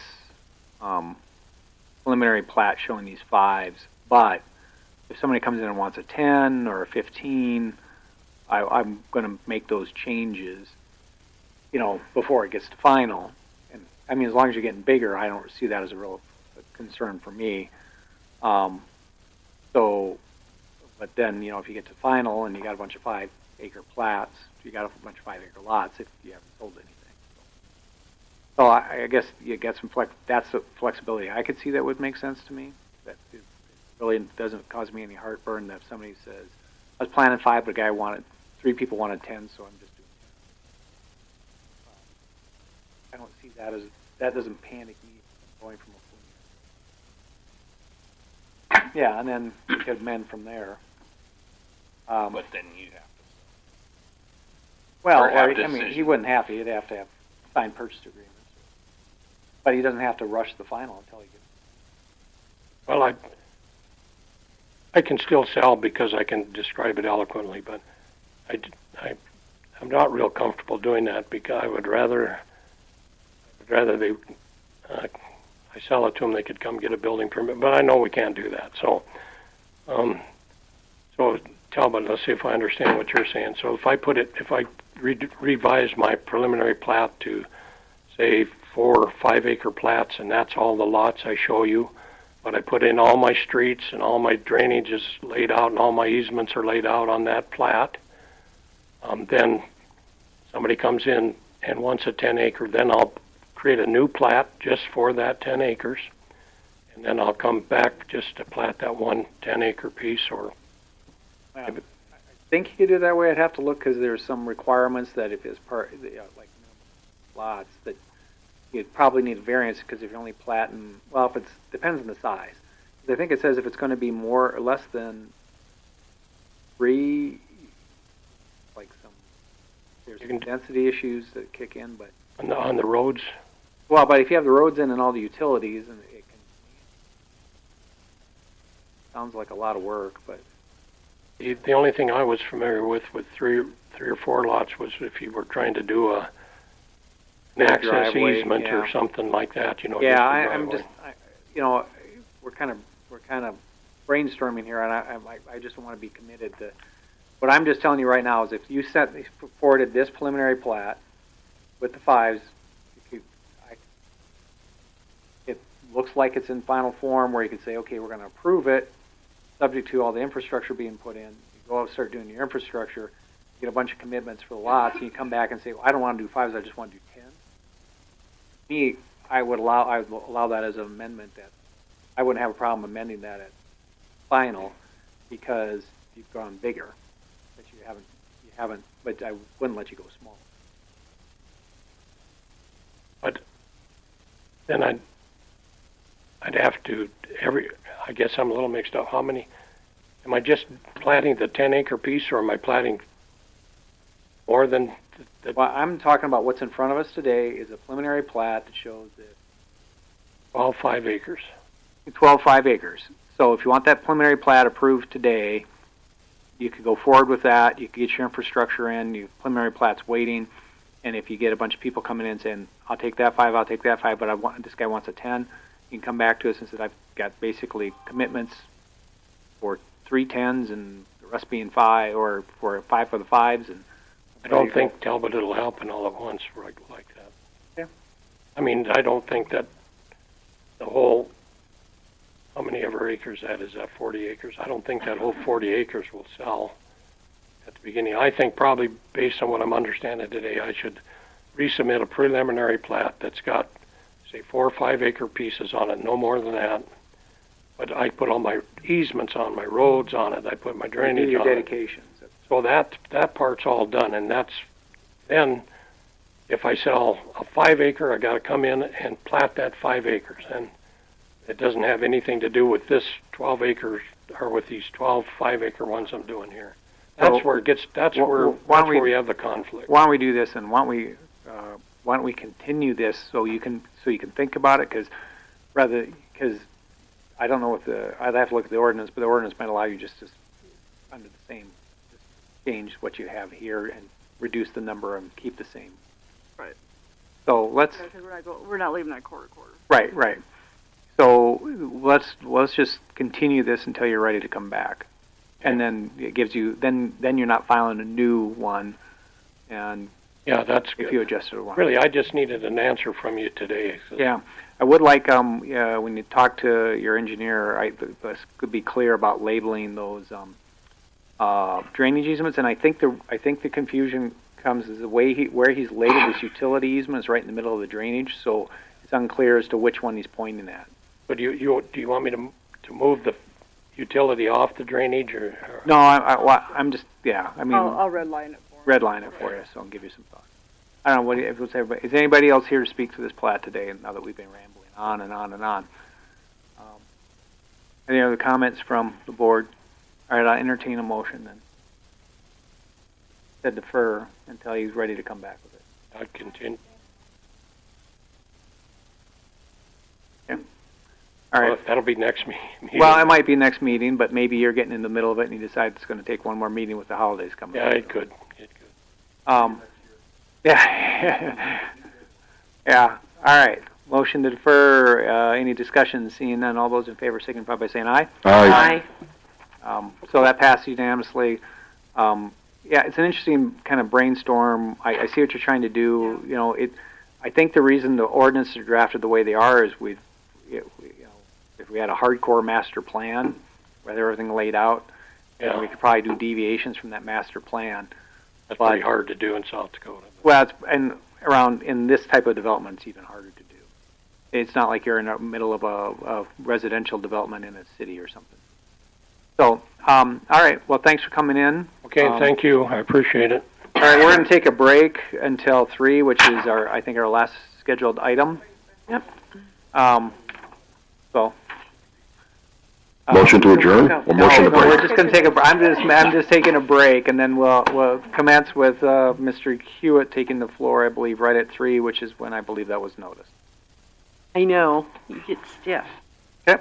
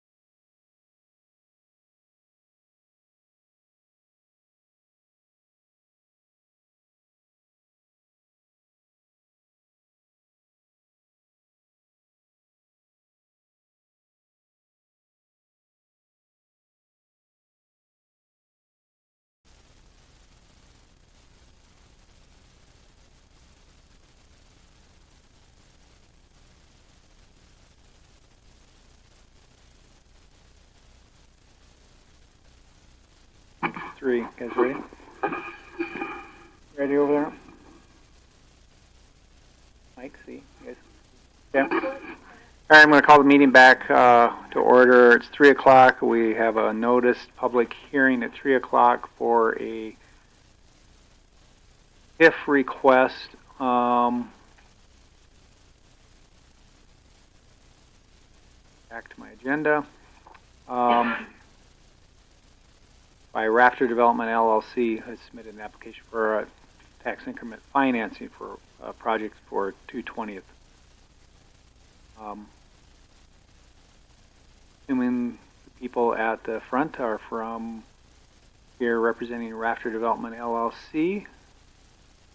And we're going to start this public hearing by they can present their thoughts on this, and we'll then take other comments, give you a chance then to come back after other people have provided input from the public. Sure. Go ahead and introduce yourself for the record, and we'll go from there. Thank you. My name is Mike Nadolski, and I'm here on behalf of Rafter Development, LLC. I have Mr. Hewitt here with me and Ms. Kingsbury in the back to address any questions outside of my purview. I always try to know when I don't know, so that's why I have those folks here. This particular application, I know, has been before you previously. We have attempted to address some of the concerns that were raised. Pull that mic just a little bit closer, if you could, please make sure it's on. Yep. Okay. Can you hear me now? Yep. Yep. We've attempted to address some of the concerns that I think that came with from the TIF committee and incorporated that into the plan. We've also submitted a proposed contract, development contract. We've also made additional efforts to communicate with the public and provide them information from the Department of Revenue just regarding how this mechanism actually works. So I won't delve into the specifics of the plan unless the Planning and Zoning Board would like me to. We feel that this particular project would benefit Meade County, would benefit the development of that particular area, and provides sort of a economic generator for the area as well. In that regard, we feel that it's consistent with Chapter 11.9. It fits the statutory criteria, and for that reason, we would ask for this board's positive recommendation by way of the district boundaries and the proposed plan. And because this has been in front of you before, I won't delve into any of the specifics. In the appendices, we've provided project plans and our proposed costs, and overall high level, this particular plan is to improve 220th Street with an asphalt overlay and also improve drainage. And in that regard, it seeks to improve a road that's a public road that would benefit that area, and that's why we feel it's consistent with Chapter 11-9.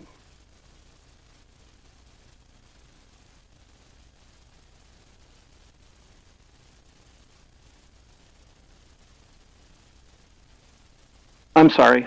My name is Mike Nadolski, and I'm with Lynn Jackson, Schultz & LeBrun. I'm an attorney.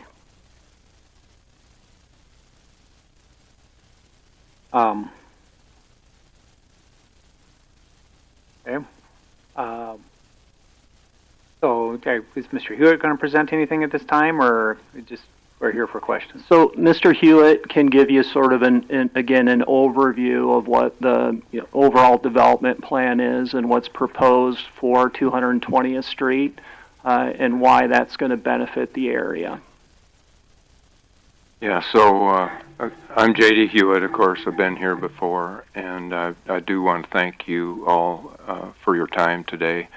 And I would like to kind of back up a step or two. I don't want to, I do respect your time, but I think it's important for you to know the steps that we've been through to date to get us to this point. When we initially proposed this subdivision. It was an area that had been completely undeveloped, and so we included in the application, at this time it was just for phase 1, but we included the improvement of that section line road, and or the section line basically. There was no road there. And at the time, I meeting with the planning board. There was a gentleman, Bob, I can't think of his last name, but after their positive recommendation, he said that's really quite an undertaking for a private developer to develop a public road, a mile of public road. And I said, well, I appreciate that you do appreciate that, but I said, if this works, I'll be back. And kind of over the next couple years, it was apparent that there's a demand for people to buy lots, build houses out in that area. And so I approached Bill Rich at the time, and I said, what is the outcome? What is the end game for 220th Street? And about that time, about 2020, the county had done a comprehensive road plan, a review of the needs and assessments of needs in the county, and they determined and pointed out at that time that there was a need for a conduit, an arterial road connecting Erskine Ranch Road to 143rd Street, which is 5 miles to the east. And as Talbot earlier pointed out, this is really the most logical place to put that conduit. And, if you go up, for instance, and not to get off on a rabbit trail, but if you go up on where Erskine Ranch is and start east, you'll cross 3 major drainages between there and Haynes Avenue. And then once you get to Haynes Avenue, you'll go along parallel a major creek, a low-lying area, for another 2 miles to get to 143rd Street. So this road has been identified for years as an area that's necessary or would be conducive to opening up that vicinity to further development. And so Bill Rich suggested at that time that we apply for a TIF. And so we looked into it, and at that time I didn't own the land going from the subdivision to Erskine Ranch Road, and so we didn't meet the 50% criteria of owning or controlling land within the district, and we didn't have access to what would be suitable for a commercial enterprise. So I declined, and shortly thereafter we had the opportunity to acquire that piece of land. And a year ago last June, in June of 2024, we kind of circled back and we presented to the full Board of Commissioners on a form and consent basis a plan that we had, and asking for their input and whether they would support a TIF form of funding for this application. And the response we got from the commission at that point was overwhelmingly positive. There was maybe one dissenter. And I honestly believe if we'd have taken a vote that day, it would have passed. So we went to work. We redesigned the road. We re-engineered it, because obviously drainage is different on an asphalt surface than it is a gravel surface. So we've upgraded in our plan. We've upgraded the drainages. We've expanded on the drainage. We've resloped the shoulders. We've widened the surface, all in our plan. And I guess so. Really, my interest in coming back here today is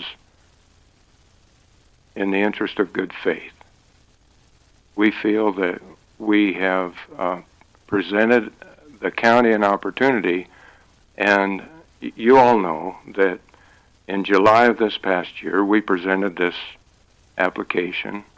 Your response was that you didn't feel it was your position to vote yes or no, but that you didn't want to stand in the way, and you advanced it to the full Board of Commissioners without recommendation. Well, there was a misstep of addressing the TIF district boundaries, something I think could have easily been cleared up, but we came back in August then to clear that up, and there was a groundswell of opposition from the local residents, all of which was as a result of baseless claims and misrepresentation and misconstrued facts. We've since had conversation with a number of residents. We've had public meetings inviting residents, and we've provided information all to clear up these misconceptions about how TIF works.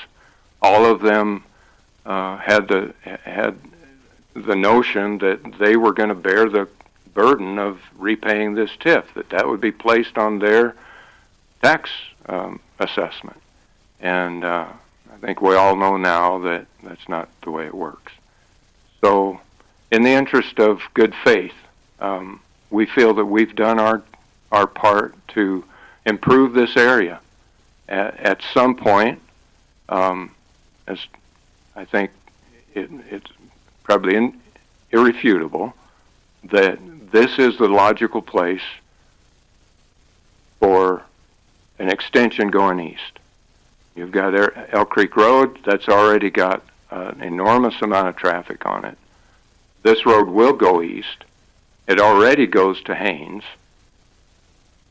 short of crossing one drainage. Now, there may be challenges, none of which are insurmountable, but this road is the logical step. Paving it makes sense from the county standpoint. I believe, every question, Economics 101, every question is an economic question. Do the benefits outweigh the cost? To me, I'm not sure about that, quite honestly. Do I stand to gain? Maybe, but that's yet to be determined. For the county, I think it is irrefutable that they stand to gain by asphalt paving this road, by improving it, starting out with something that can be built on, and continue to open this area up. Just to circle back on that, and that's the reason why I don't think that I, desire to delve down into the specifics. I think that the quality of the project has not changed. It checks the boxes for why one would have a TIF district to begin with. Our efforts were to educate the public, and I think you'll see more support for that from some of the folks in that area for doing that improvement. And that's why we're back in front of you asking for a positive recommendation as to the plan and the district boundaries. The merits of it, just in terms of improvement to 220th Street, are the same as they were when they were here before you. I think we just wanted to endeavor again to provide information on how that mechanism works, why it works, why the legislature's had it in place since 1978, and why it can be implemented by the Meade County Commission.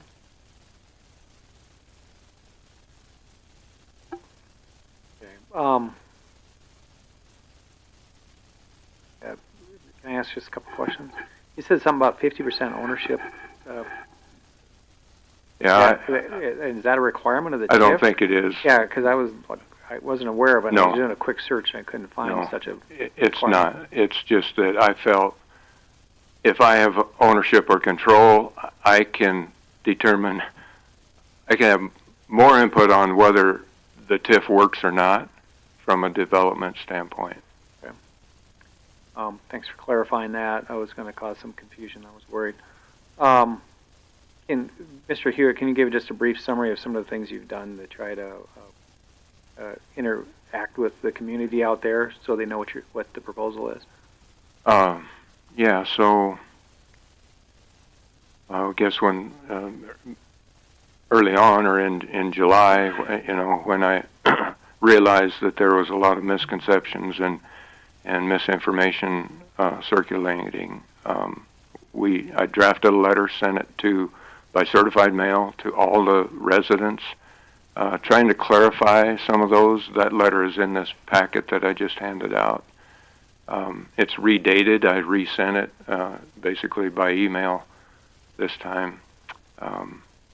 And then this past week, a week ago, I guess about 2 weeks or so ago, maybe 2.5 weeks ago, we invited the local residents to an informational meeting, had a place reserved and to accommodate questions and answer, session to go over this information. Basically, we pulled data from the Meade County website, the Department of Revenue website, part of the TIF application itself, and so we could better address their concerns. And most of the feedback we've received really was we were misled. We were misinformed as to how this works. Most of them have replied that we're not opposed to pitching in to pay for a paved road. If it raises our taxes a little bit, we're not opposed to that, but the number some of them were given was that it would raise their taxes by from $2,000 to $6,000 a year. And so I don't think, I think most of their concern, or a good share of their concern, I think, stems from a misconception initially that this is a private road and that we are responsible for it and we're looking for the public to bail us out.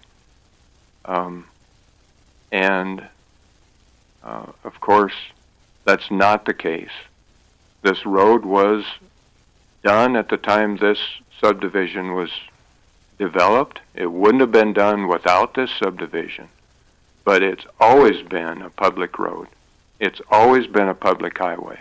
Before we developed it by state statute, it's a public highway. All we did was improve it.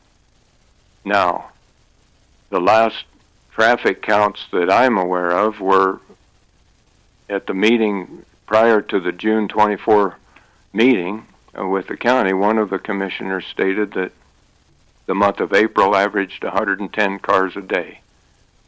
So that's over a year and a half ago. Now,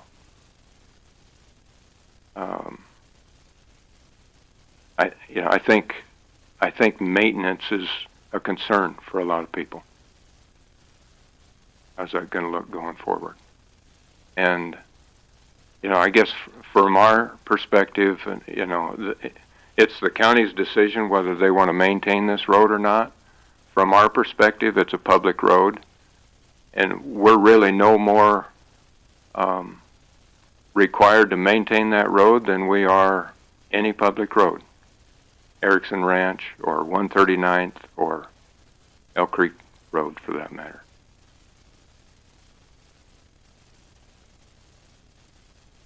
Okay. Did any of the board have specific questions for either of the gentlemen? Mr. Hewitt, Kingsbury. good to see you again. Do you recall, sir, doing an article for the Black Hills Pioneer where you were quoted as saying that you believe the county commission and the planning commission were wrong in their decision-making process involving this project? If so, can you tell me what mistakes you think we made as a collective body? I had nothing to do with any article that the Black Hills Pioneer published. I haven't seen any article. I've heard about an article they did. I don't.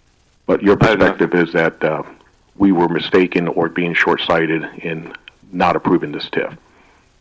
Well, I don't remember ever making that statement, but I do feel that the county really has nothing to lose by approving this TIF. And yet we just approved the Haynes Avenue TIF for $5 million because we could see, I myself could see the viability of that for infrastructure and access and a throughway. I just don't see that for 220th yet until 220th punches through the Haynes. Well, so 220 is punched through the Haynes, depending on what kind of vehicle you're driving. I mean, no, I'm not being cute. I mean, most vehicles could go from 220th to Haynes Avenue. So they'll be allowed to cross that private land to go to Haynes if they wanted to make a left or right on Haynes? There's no private land. There's no private land. It's section line. Section line, sorry. It's already it's already dirt or gravel road. Okay. Now, as far as the maintenance of this road, there are people that come from the east that use 220th. This is not a private road. It's not a subdivision road. Now, I'm required to either maintain the subdivision roads until an HOA takes them over, as with other infrastructure. Well, I guess that's why I'm a little concerned, because I have a road association. I paid them a couple $100 a year, part of my assessments for my taxes and stuff. I'm kind of curious as to why we are not dealing with a road association situation instead of a developer. So we discussed that, and part of 220th has been subject of a great deal of discussion over the last 5 years, 6 years. It was rightly pointed out that as a public road, a through road, it's not something that an HOA should be responsible to maintain. Nor is it something a private developer should be responsible to maintain. So we're looking at a gray area, because just an hour ago we had a gentleman who came before us talking about how everybody stops on that road all the time to check their mailboxes and stuff. So I'm a little confused. What is this? There are mailbox turnouts on paved county roads, even state roads. The highly congested ones like Elk Creek and the other ones that have a pull-off, or are we talking about like on the other side there of Golden Valley subdivisions and stuff like that, where they have the mailboxes off of the streets? Well,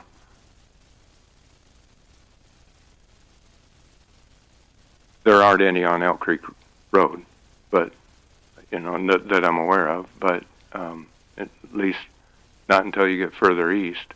But all of the, I appreciate a lot of this is sort of is unknown. Just like I told the gentleman, he said, this is it's quite an undertaking to privately develop a public road. Well, that's what developers do, and it's an inexact science. I don't know whether this is going to work or not. I can definitely agree with you on that, sir. My concern is the bigger picture.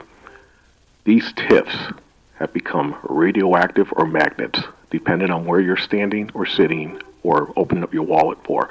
Down in Rapid City, they're fighting over the Liberty Land. They're going to a big public vote. Here in Sturgis, they got a lot of territories that are under TIFs. Down in Somerset, they got TIFs, overlapping TIFs. We are now stepping into an area that we can see with the chummy, stormy water all around us, and I got to wonder if Meade County wants to stay in its oasis, or does it want to join in on that? And that is my befuddlement, sir, because we just approved the Haynes Value TIF. That TIF is obviously going to hopefully promote exactly what you're looking at promoting. And since they know it's going to go through and it's going to be funded and stuff, we're going to get development. We're just not going to get it necessarily in your area, but we're going to get it close to you. Mr. Pauling, in no way are we questioning the Planning and Zoning Board's prerogative in exercising its discretion. That's what you're appointed for, and that's what you're here to decide. Our efforts were to simply try to educate a little bit more in terms of the public, and not necessarily directed at you, Mr. Pauling, but again, and that's within your area of discretion. We do think that this checks the boxes for why one would use it. And we wanted to clarify, utilizing information from the Department of Revenue, how that would work. And we're simply here in front of you asking for a positive recommendation. And I certainly respect if you have reservations for that. That's your prerogative. But we're here to nonetheless ask for that recommendation. And I appreciate that, sir, I do. But trust me, I got a thick skin. What I'm concerned about is that with the new TIF we just approved, that is very close to where AR Realty is at, I really got to start wondering if we're going to be putting in too much TIF boundaries in this development area, and we're going to choke the school systems and the fire departments and all the other people who are going to be relying on money they're not going to see for 20 years. They're starting to drown now, sir. Sure, and I understand that. And again, living in a perfect world, you can prognosticate exactly what's going to happen. We anticipate, and that's in the plan proposal, that we'd be in a position to dissolve this, maybe in 10, 11 years. And I think that there's, my perspective and argument would be that there's a certain synergy that goes along when you have these pockets of development. I mean, they can work together. I understand your reservations about it being too much, and we can agree to disagree, but they can work together and they can build off each other. I also see that we have other issue involved in this. It's the enforcement of these TIFs, what we're being promised, what we're being told, what was implied, as compared to what we can hold people to under the rule of law, particularly since we don't have zoning. I mean, if you were an Army recruiter, you would be trying to sell me the Army, and I did my 20 years. And I know that you would be trying to entice me, just as in a way you would be wanting to entice anybody to buy whatever you're trying to sell. I just don't know if at this point, based on what has been occurring all around us in Penticton County and in Lawrence County and in the cities around us and in Rapid City, if this is something we really want to get deeper into. And I understand that, and I'm not here to try to sell you a bill of goods. I would offer you what is your method or lever to control, and I would argue that that's where the developers agreement comes in, and we've submitted an example of what that can look like. That is just a draft example, and the county has the ability, the county commission has the ability to put in certain terms and conditions that it deems appropriate in the best interests of the residents of Meade County to make sure that the county is protected. That development agreement as proposed puts all the risk on Mr. Hewitt in terms of this working out positively. And the enforcement mechanism is civil law, civil courts? Yes. Mm-hmm. And yeah, go ahead. And I was just going to add something, but go ahead, Mr. Hewitt. It didn't really have to do with this line of conversation, but I was going to just mention some on the road districts when you're done. Go ahead. So just quickly, I'm curious to know who is the developer for the Haynes Avenue TIF? To be honest, I have no idea. It's a government TIF. It's the county. It's a county TIF, yes, sir. So the county has taken the risk in that TIF. A calculated risk, yes, sir. Okay. The county's not taking a risk in this TIF. And to your point about enforcement and supervision and yada yada, you cite Liberty Land and all these things, in the city, all these things, all of those projects involve water, sewer, power, roads, infrastructure, which is usually put in before development. And so we've done all that. We've done that on our dime. We're not looking for the county for any of that. We're talking about upgrading the drainage, upgrading the surface, paving the road. Now, it's about aesthetics in the area, it's about safety, and it's about taking the first step to something that will be an overall benefit to the county. And it's quite simple. I mean, as far as a TIF goes, the scope is so narrow. This is almost, there really is no risk. It's pretty small compared to some of the numbers I see playing around. Curious, so the Department of Revenue, have they given you a preliminary classification for your application? We've asked for one, and I don't believe we have a preliminary determination now. Okay, so this thing was done obviously before July. Now, I'll clarify for July. In July, when all this came up, I was blindsided. I had absolutely no idea sitting at this committee that I would be involved with these type of decisions. And that's the reason I specifically stated that it should be for elected officials to decide public policies, not for appointed.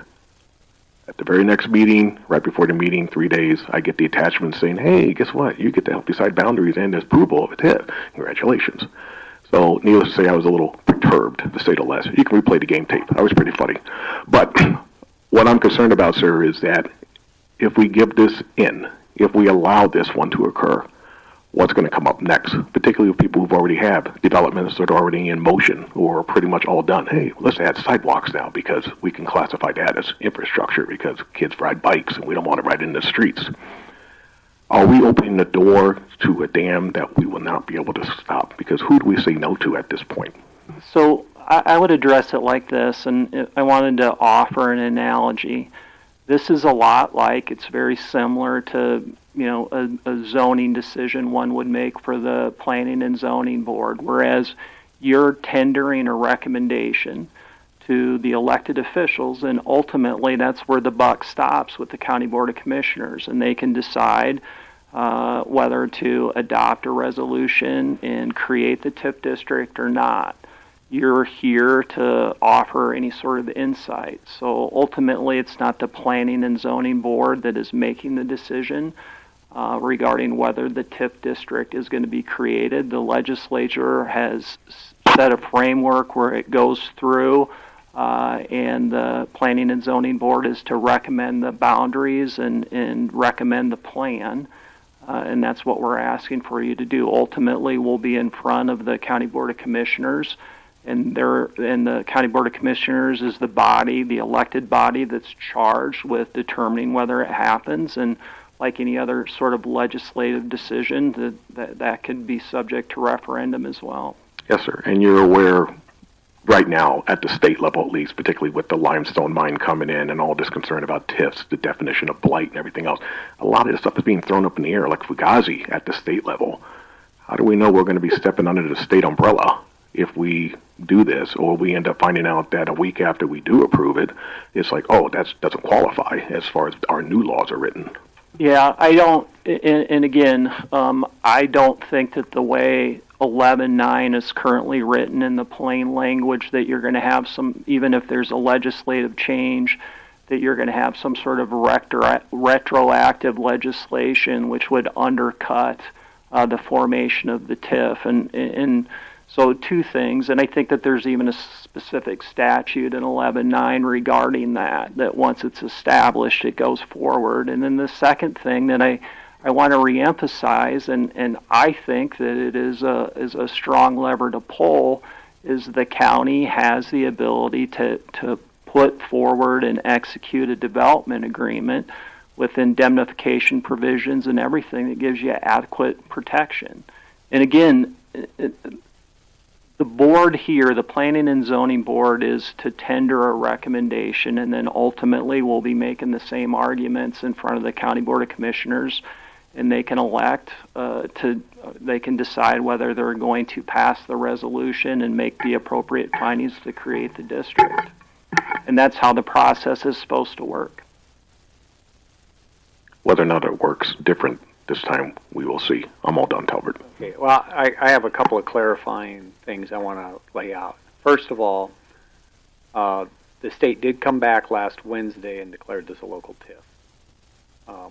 County auditor was copied on it in the email directed to Mr. Chalor. So that letter is out there. Okay. And I was looking to see if it had gotten posted. We had a lot of stuff coming in that came in late, so I don't see that we got it posted. But that letter is out there declaring it a local TIF. Second, having worked for the legislature before, there's that old saying, nobody's safe when the legislature's in session. But I would say that that of all the TIFs out there, this type of a TIF is probably the safest of them all. The TIFs in Rapid have substantial differences because because of all the infrastructure, and there's certain grant aspects to it. So there are different types of TIFs, and this is the most basic of all TIFs.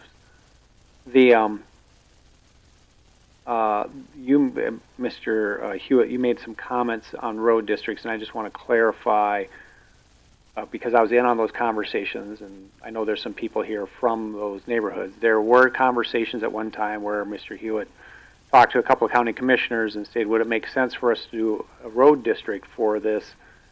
And I actually, as a county commissioner, recommended against forming a road district for these developments, because if you jump over that 220th for a road district, you then become responsible for 220th. And that is a clear through road, and it's going to be probably a major through road, which I didn't feel was safe, or I didn't think it would be appropriate for subdivision to take responsibility in their road district for a through road. So I just wanted to clarify that so people understood the context of that conversation. That's right. And the advice or the recommendation I was giving. I mean, the law is such that if you want to form that road district out there, you're entitled to form it if you get the right signatures and do the petition correctly.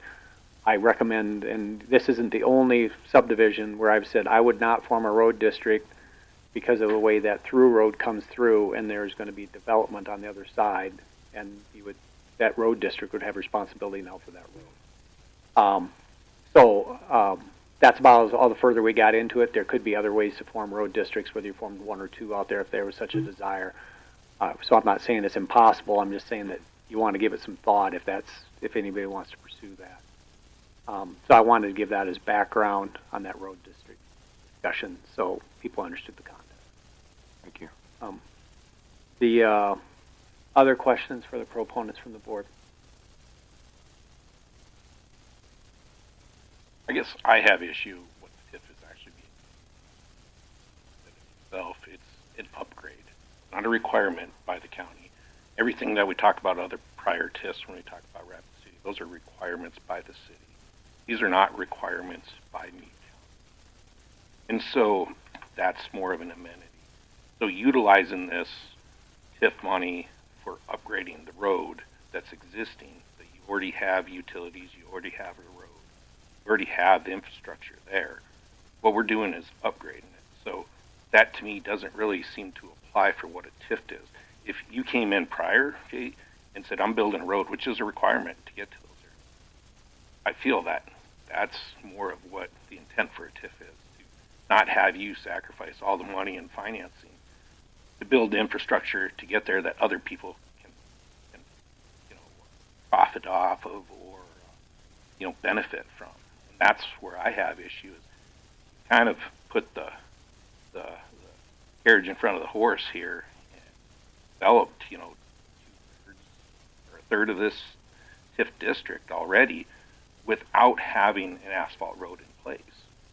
So does this really impede, block, or keep you from developing the other areas? It might keep you from, but does it keep other developers from doing that? So that's where I have issue with it. Is it's almost like back then it would have been an ideal TIF because it's completely undeveloped.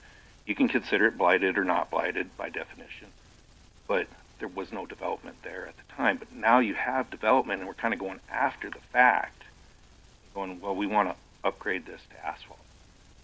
If you were going to punch this road all the way through to the connector, that would be more of a TIF area, TIF district and expand that. That's where I have kind of issue with how this. Well, I understand that. You hit a good point that we've only developed 120 acres out of about 360, so about a third. And so it's really a question of what happens with that, remaining acreage. And so there's 280 acres there in just this district, let alone what could come up to the east, that, the county, it may or may not be developed. I can safely say from my perspective, we won't develop any more land on a gravel road. Just won't happen. Now, I think there's safety issues. I think there are maintenance issues. And, as I told the Board of Commissioners just on a public comment period that this is really basically an offer. I think we're taking, not an undue risk, but we're taking the risk, and the county's reaping the reward. We're not offsetting any money that the county's already getting. We've taken 120 acres to this point that would generate about $300 a year in tax revenue. That now generates about $150,000. So,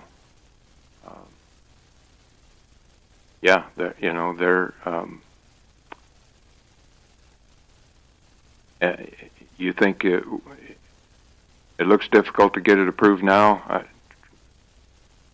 I can about imagine how it would go without anything there. You have something, or are you done, Mike? I have a couple.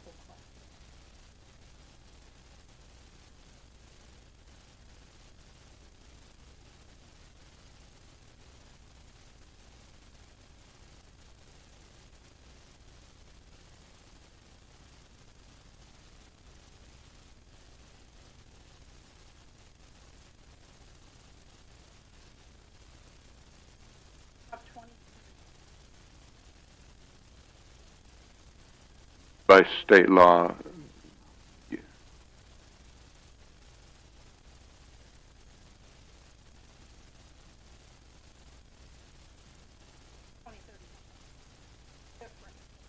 I just want to clarify.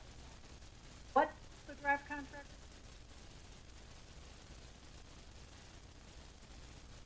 Okay, I understand. That's quite a difference. The other thing I saw is that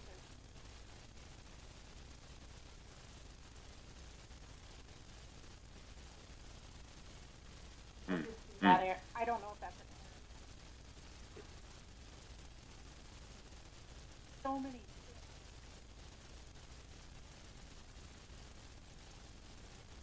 So Do I agree?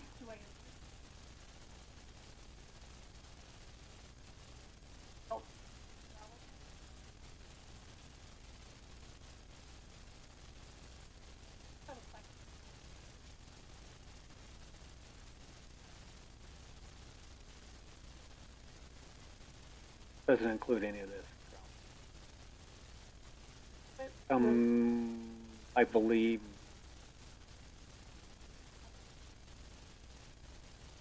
Yeah, I believe it. I believe it does, but I would have to. Stop the gun.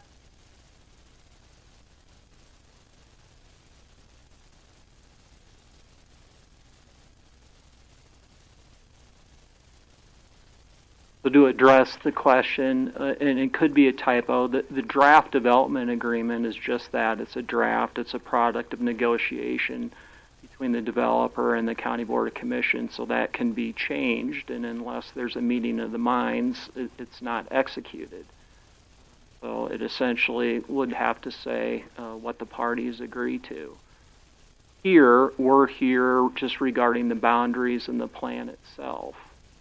We're not asking to, and we showed that to you. We're not asking the planning and zoning board to say, Meade County Commissioners, sign this development agreement as is.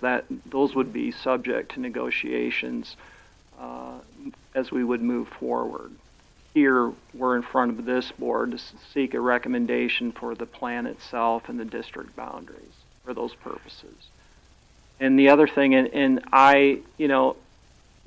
you guys are in the position of having to think about what's in the best interest of the county and apply that language. And I understand people can view and apply the language in different aspects, but I'd submit that a TIF district is there to take something that's already in existence and improve it and make it better for the people that are going to use it. And here it would be an improvement to the surface as well as an improvement to the drainage by upsizing the culverts.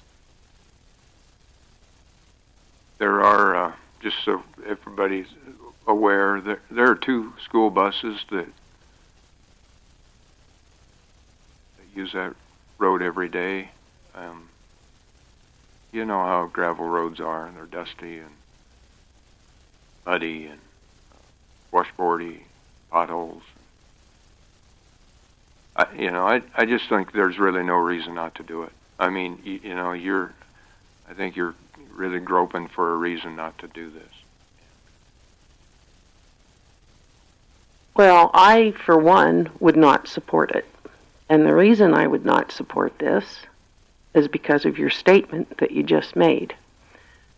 I happen to live on a gravel road, and I have for the last 20 plus years. I have a subdivision that is going in approximately a half a mile from my house. It's on dirt. If we happen to approve this, because it's a developer that has come before us, I can guarantee you, sir, we're going to have developers walking through these doors every meeting wanting a TIF, because they're going to want the portion of their road up to their subdivision paved. Would I want a paved road out where I live? You're damn right I would, because I'm the one that does suck in all the dust. But I cannot do the right thing for this county and say that I would approve or that I would recommend the TIF for out on 220. I can't do it. I cannot do it because I don't think in the light of light for Meade County that this is the correct thing to do at this point in time, because it's going to impact the entire county. So, if it does, assuming it will, is the county averse to development? I don't think the county's adverse or diverse to development. Look around us. Look at the development that's occurred in the last 10 years. I don't think they're diverse to it. I think what we're doing is we need to walk and tread very lightly, because we have developers that are coming from out of the area. It's not just our folks that are here in the county that are developing. We have people coming from big states. And trust me, if they can, they will push the fact that they need to have it because we've approved it for someone else. Because what you do for one, you have to do for the others. And that's coming from over 35 years of experience working for the federal government. And I'll leave it at that. That's your problem, is federal government. So, we got to kind of get out of here because I think there's some people who want to speak to it. So I want to move off of it. A couple comments I would have. We need to remember the context of how these TIFs work. The risk if you would do this TIF, rest to complete the road and pay for it, rests on the developer. If he does not develop his ground, he's out the money. Why, Mike, I think you made a interesting point. I kind of go the other way. I mean, he didn't come in here on his initial thing and ask for the TIF, which most developers would. He's kind of come in, he did it all on his own. He's realized to really do it right, he thinks, in his opinion, to develop the rest of the property, it needs to be paved. Now you can differ with that. I actually see that as, credit Mr. Hewitt, in my opinion, that he did out on his own dime to get it to this stage. A lot of developers would have been asking for it out of the box. So I disagree with kind of that context. I don't disagree. Maybe I came off correct, but I just feel at the timing of the TIF, it would have been better to come in at the beginning. At the beginning, That's how the TIFs are usually developed and usually done, and not done for upgrades. Yep. Only done for the infrastructure of the road, not for adding sidewalks or adding hard surfaces, since we do not require it. Yeah. I credit him for doing that. It's the fact that timing of when this comes in or comes in. I think we have to remember that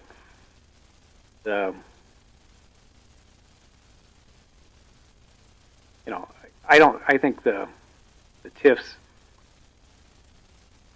at least as one elected official, I look at things differently from facts to facts.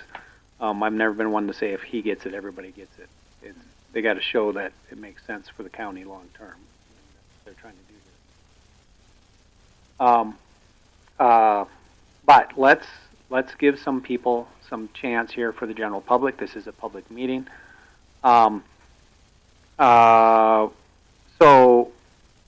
how many people wish to speak to this today? Because I don't want to go all night, so I want to kind of put a restriction on time. But if I get an idea how many to speak, I can tell you off the bat how much time I'll allow per speaker. 3, 4 back there. Well, let's start with that 5 minutes. You can have up to 5 minutes. Doesn't mean you have to take it.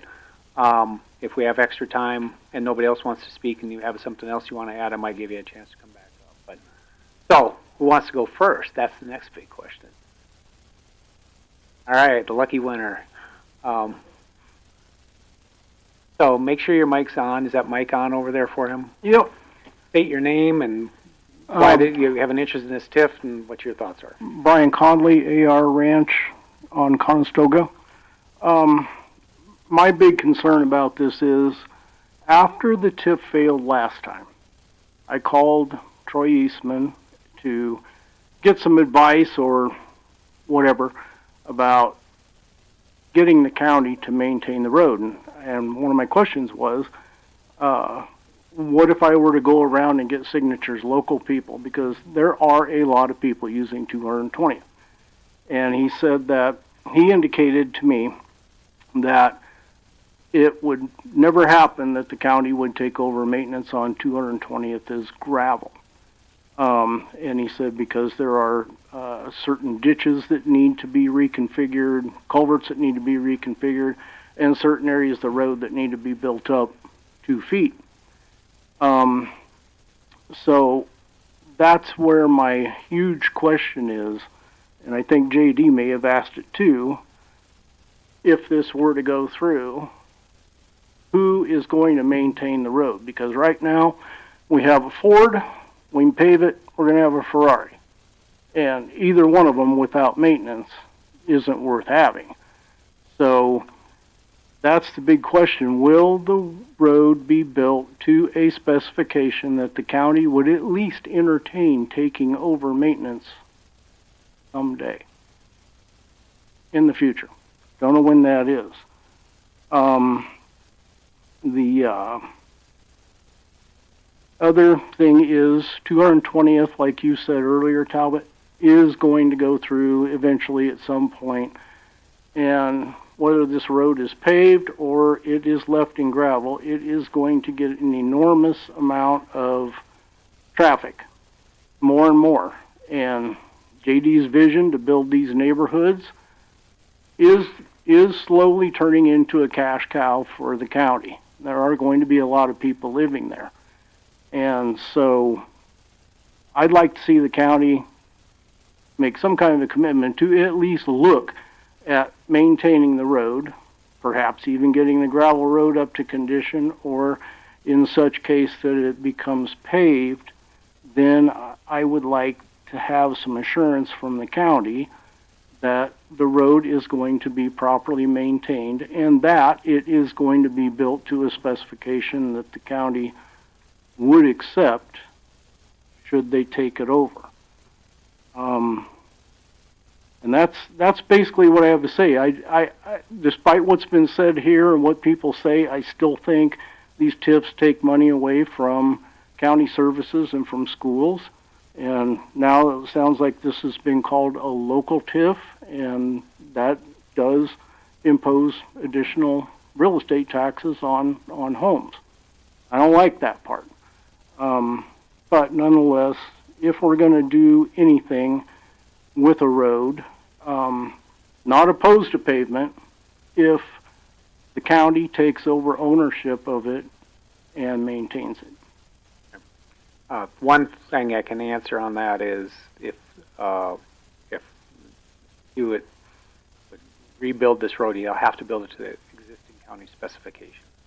That would be required. So that is good to know. Yeah. That's been a big question. Oh, that I can answer, and then if you're going to do a petition of neighbors asking the county to take over the road, it's fine if you send it to Troy, but make sure you send it to the commissioners. Oh, we would. Yeah, I was trying to gain some advice from him because okay. When I called his office, she just said, "Oh, that's not going to happen." I'm like, I'm an old salesman, and first answer is not the best one. So okay. I'm going to find a good one. All right. Okay. Fair enough. All right. Next. All right. Nobody else?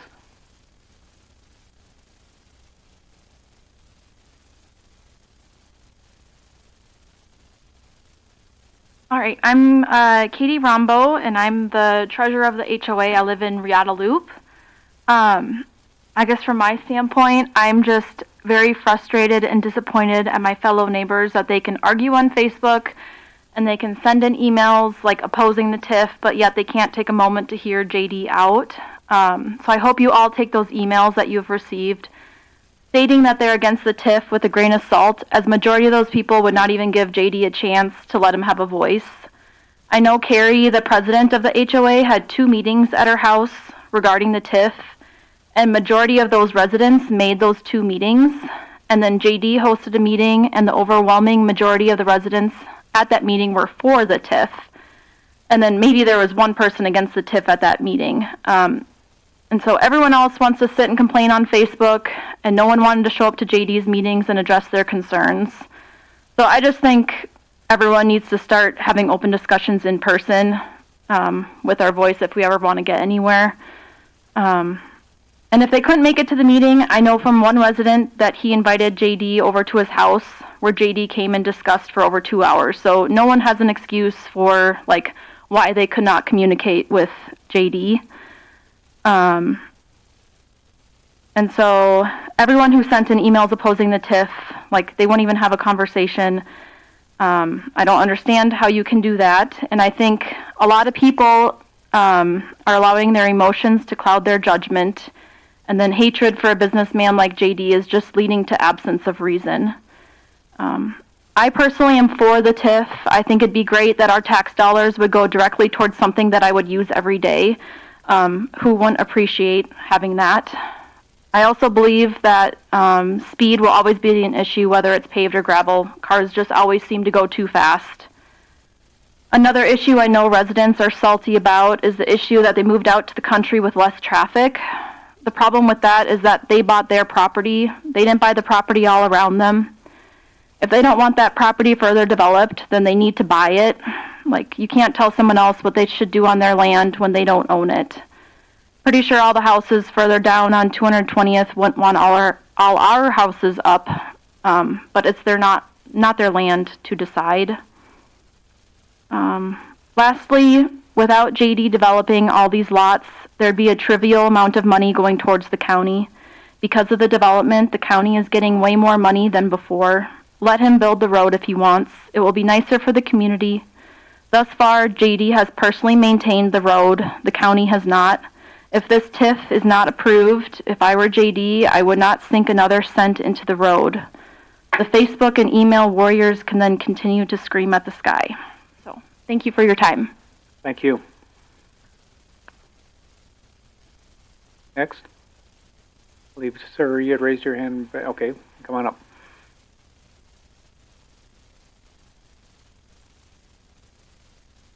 I'm Dr. Philip Nelson. I'm not in the district. My property abuts up to it. I do use 220th sometimes to get to my property. My property fronts, well, it doesn't really front on a road. I have a private road coming into 139th.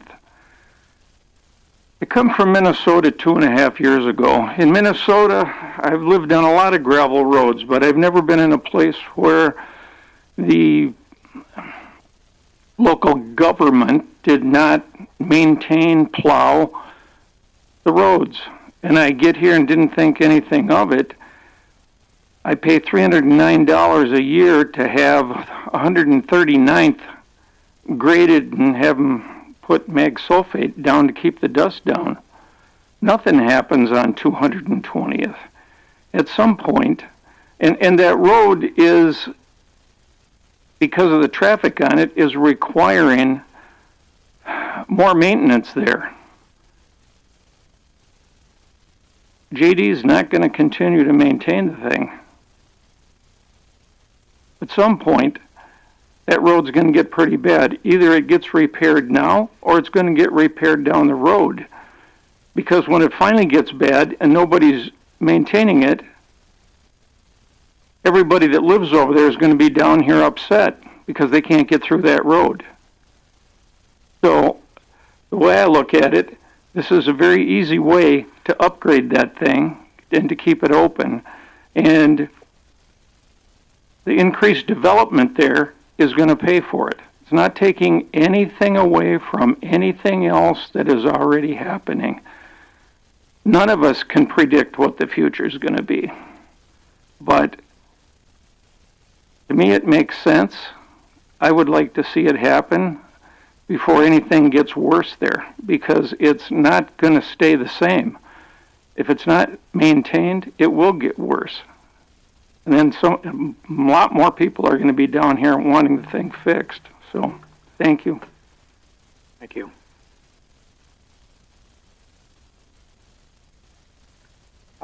Next.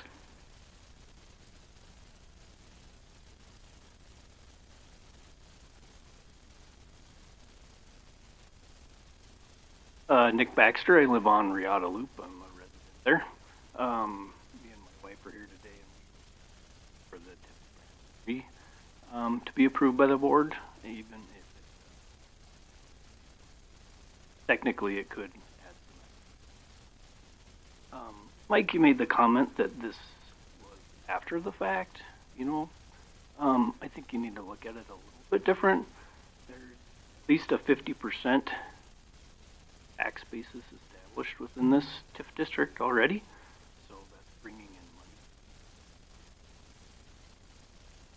money. Another way to look at this is contractors that are building houses out there. Their comments have been very easy to sell a $600,000 house on it. Very hard to sell a $600,000 house.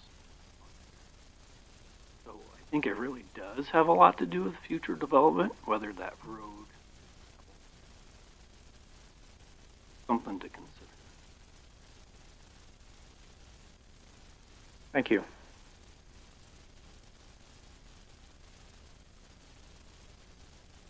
Anybody else? Yeah, come on up, sir.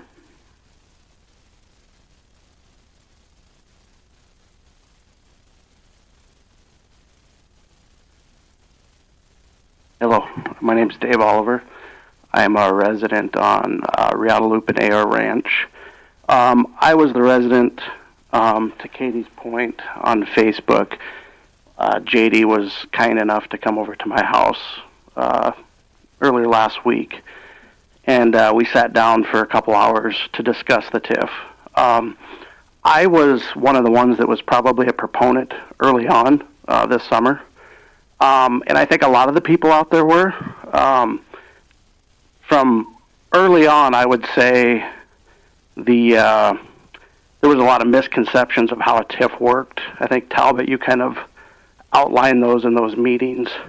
There was a lot of misbase right off from the get-go, I think, from a lot of folks that thought there would be, that they're fronting the money off of this TIF, and that's not how a TIF works. So I just wanted to kind of clarify, my original stance. I don't think there's a ounce of information that was said from JD and his folks here that are representing him that's not true. I would be in alignment with basically everything that they did say. And if you want to maybe go into some of the factual stuff, 220th, for all intents and purposes, is a public right-of-way. It always was a public right-of-way before the development was there. It was commonly, referred to as a section line, if you will. That section line goes all the way to Haynes Avenue with no gaps in between. JD spent money out of his pocket to develop that front portion of the road to be able to access AR Ranch Estates, and that's money that he's put up.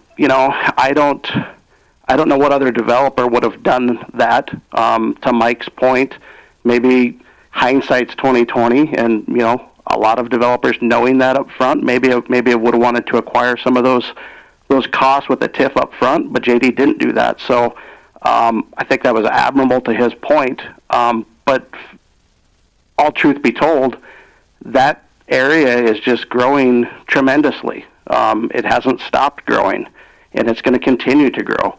I don't know what the outcome was, but I know earlier this summer there was some talk about a potential another development in between where AR Ranch is and Haynes Avenue, the one that had the aviation thing aspect to it. I think this 220th obviously would be punched directly through there.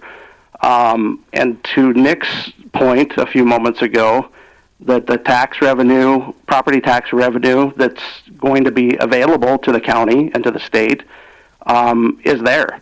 There's all sorts of land out there that probably is going to be developed one way or the other. And to be able to punch this road through and to make it accessible to everybody, I think, makes the most sense. We talked about maintenance a few minutes ago. It's technically still a public road. JD doesn't own the road. AR Ranch Estates residents don't own that road. It's a public road, that needs to be maintained. It's only going to deteriorate if we don't do something with that road. So, all that being said, I was at first opposed to this thing three or 4 months ago when this thing first got brought up, but I am since have changed my mind on that, looking at the broader scheme of things. So I just want to point out to JD, and thank him for all his efforts that he's done out there, and he's going to continue to do. And I would just ask that the board in front of us would consider, at least getting the first leg of this passed, and recommending that it moves forward to the next phase. So thank you. Somebody have been sitting quietly for a long time out there. Does anybody else want to come up on this item? Anyone? All right. So then, did any of the comments made by the other speakers motivate any desire for questions of Mr. Hewitt or any other follow-up questions that the board would have? Okay. If not, then I'm going to close the public portion of this hearing, and we'll look to discussions and motions. Oh, did you have something, Mike? I'm sorry.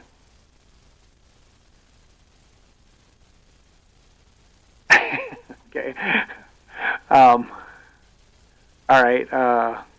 Okay, then I'll revisit. Ken, could you come up quick, though?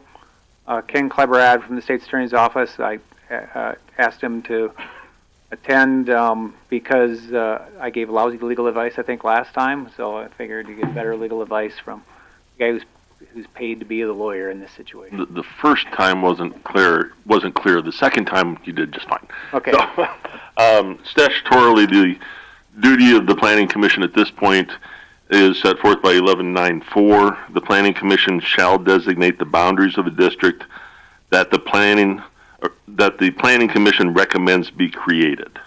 The Planning Commission shall submit the recommendation to the governing body. What is silent in there is what if you don't recommend. At the second meeting, procedurally you had a meeting, it went up to commissioners, they said, we're not sure what you're saying, it came back, you sent it back, and the motion you made at the second meeting is just fine, that you declined to recommend the TIF be formed. That is one alternative. The other alternative, of course, is to make a recommendation of the boundaries of the TIF. It's just statutorily it's silent as to what you do if you disagree. Okay. Go ahead, C.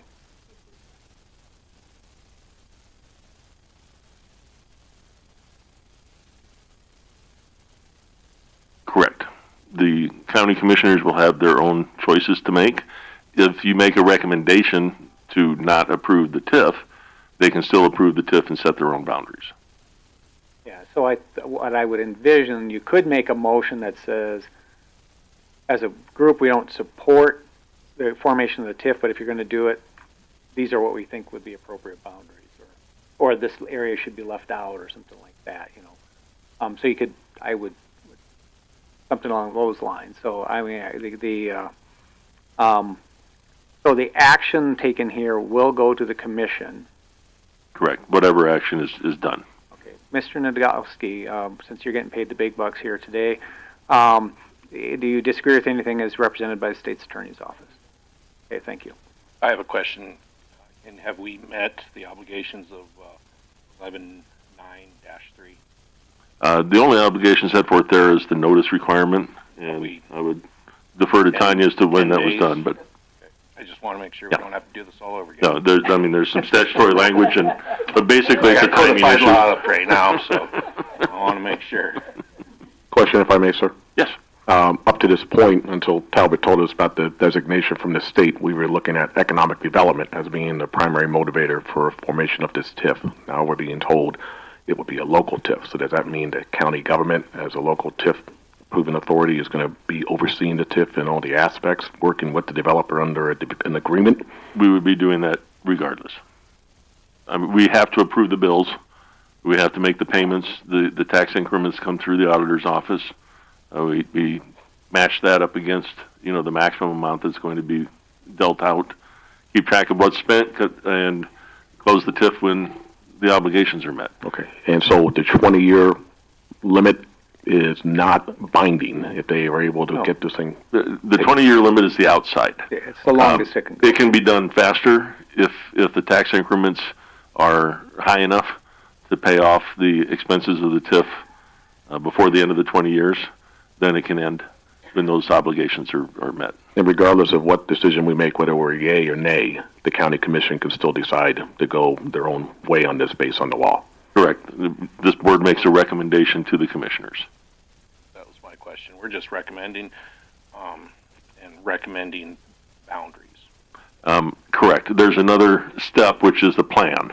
And it's actually two parts. You recommend boundaries, you recommend a plan to the commissioners to adopt. And the only issue I have with boundaries is we understand ordinances and all that. You don't understand how much tax revenue is collected off tax basins, off of areas that could be developed and stuff. We're not in it for the financial business. That's where I also have some issue. How do we make recommendations if boundary can pay off the TIF, or could cover the whole Meade County? That wouldn't be a decision, right? But that's not what we are here to professionally look at. I know Talbot always presents to the commissioners the view of the board, of the planning board, on issues such as this when it gets up there for variances and things like that. And the chair typically asks Talbot for comments. So, and any of this board is available to attend a commission meeting and chime in on your thoughts, as you just expressed as to why you went one way or another. It's a public meeting. I'd also point out Commissioner During's here, which I appreciate him showing up so he could hear this all firsthand too. I'm sorry. He's way in the back. We can't even. I know. He's trying to be. He took his cowboy hat off, so you might not recognize him. So. Do you have a clarification or a question, or does Mr. Nadal want to clarification?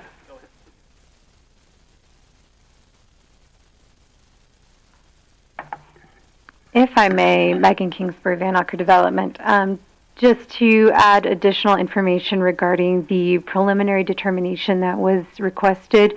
Talbot is correct that the state did come back with a local determination initially. On Wednesday, late in the day before the Thanksgiving holiday, additional information was requested from us to provide an evaluation of an economic development classification. So we are working to put that together per the DOR's request and provide that back to them, and they are looking forward to receiving that this week. Okay, so that'd be something that could change between now and... Right. Okay. That is up for, yes, for Robin Carlson. Yeah, right. Thank you. As a clarification, just going back to your question, Mike, it doesn't matter what the county's role is the same whether it's local or economic development. Correct. And the other comment I'd make is they have proposed, or they have a proposed or a draft of an developers agreement, which I don't think county would accept without some major revision, because we did put together a committee that went through and laid out if anybody comes and asks for a TIF, we're going to ask for this. And it lacks some of those. So if the county would go forward with it, that's when they would get down into where they get down to those details. And that would be the project plan aspect. That the 11.913, the planning commission shall adopt a project plan, which includes certain details. And that's, I think, what is lacking here is a few pieces of that. Well, yeah, I think they have submitted their proposed project plan. To me, the project plan is like, what's going to get done? And I was just double checking their description because they're proposing asphalt it all the way through the intersection with 139 and 40 feet either way on it, so that the intersection is all paved rather than transitioning to gravel at the intersection. I remember there was something in the proposal too about Riata Loop and the other cul-de-sac streets looking at getting asphalt as well. Was that also still part of this agreement? No, that's not in this project description. Because I don't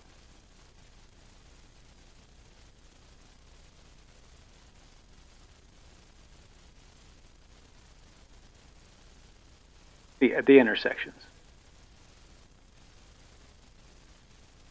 Yep.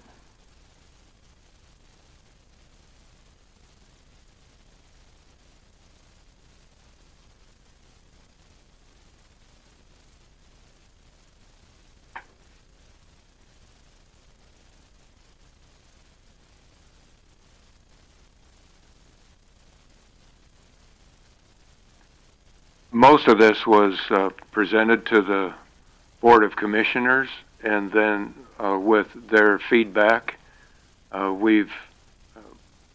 guess this is kind of what we ended up with.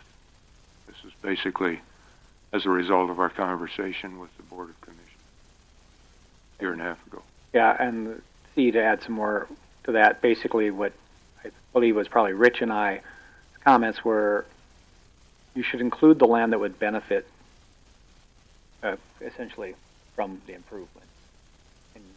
And, because I believe at one time he had looked at leaving out that parcel to the southwest, and as commissioners said, that's really not fair because that land will have benefit. So what you do is you disproportionately benefit that land and then you develop it, and yet it doesn't pay for the infrastructure. So I was.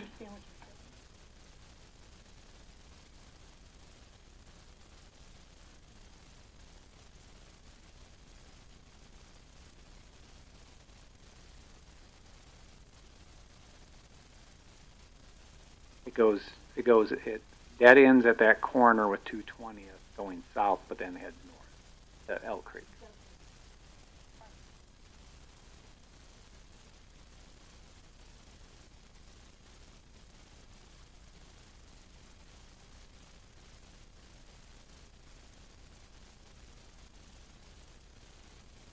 Well, I think the comments the commission make was direct benefit as opposed to, you can't include every piece of through traffic. Yeah. Yeah, which, I mean, you can advocate to include that. I actually think the boundary should be wider. So.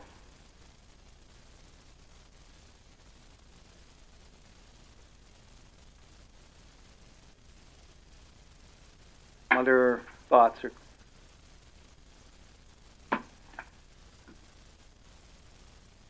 you can say like any of it and the boundary shouldn't be there.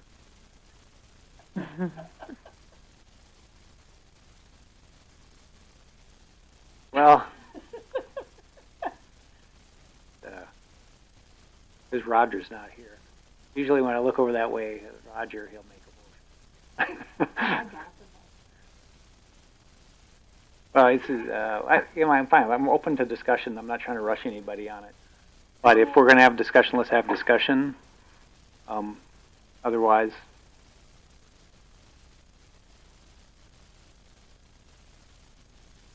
that would be.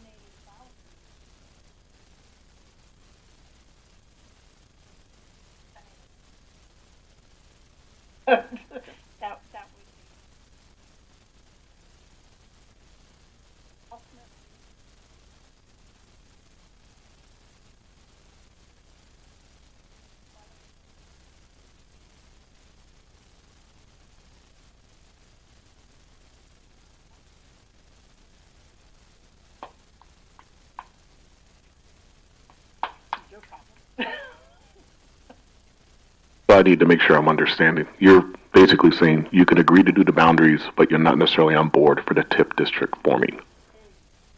I can go with that.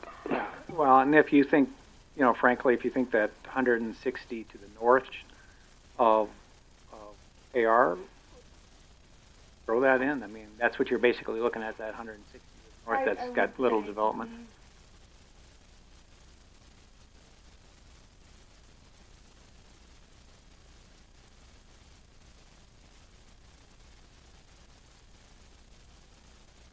That's my personal. Oh, that's an 80. The 80 immediately.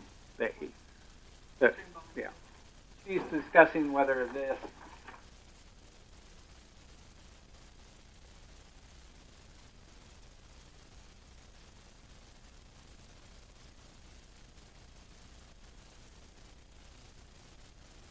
So.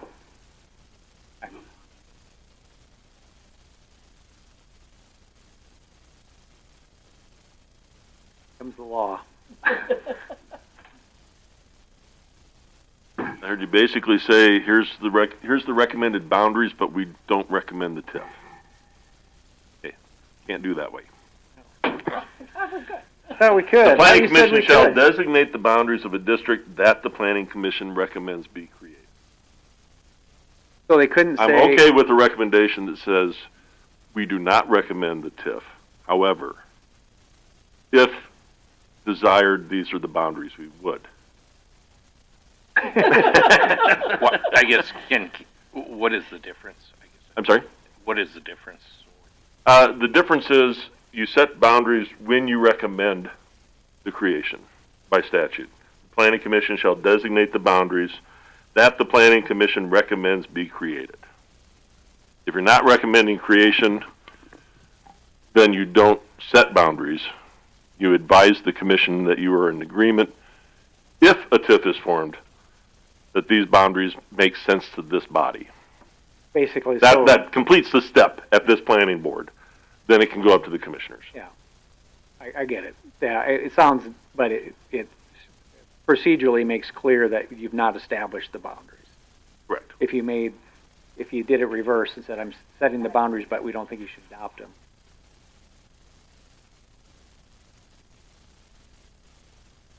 Okay. Carrot stick. Yeah. All right. Further. No, we just lost the law. So. All right. Further discussion.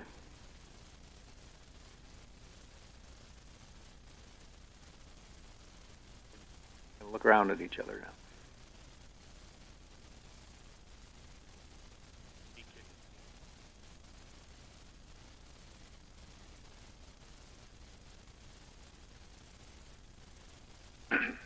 Yeah, I would be uncomfortable making any kind of motions for continuance now since I've already closed the public hearing.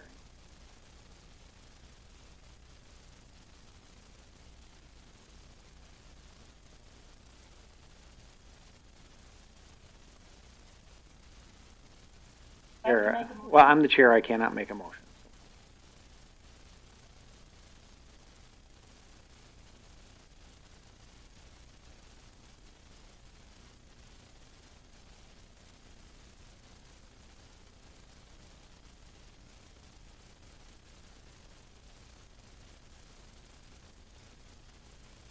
Yeah, the 80 acres immediately north of AR.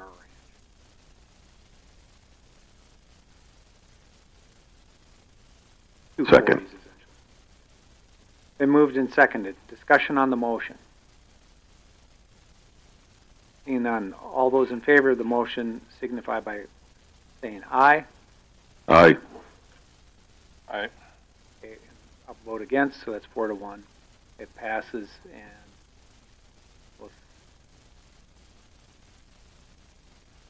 Thank you. Thank you for your time. I would have recommended it. Thank you all, General. I would have recommended it. It's a really tough one for me for a lot of reasons. But we can talk. But we just skip on it. All right, let's go to the next issues we have on the agenda. We have planning meeting schedule. Motion to approve. All right. This is the proposed calendar, I think, is what she's trying to get at. Yes, the proposed calendar. Does anyone have just following the first Mondays of the month, even if they follow right after a holiday? Yeah, I mean, we can always move them if it looks like we're going to be short of quorum. So let's just pay attention. So it looks like right before the rally. Looks like July is right after the weekend of the 4th. So we're going to want to do a hard count, and if we need to move that, we'll want to talk about that in June. Okay. So,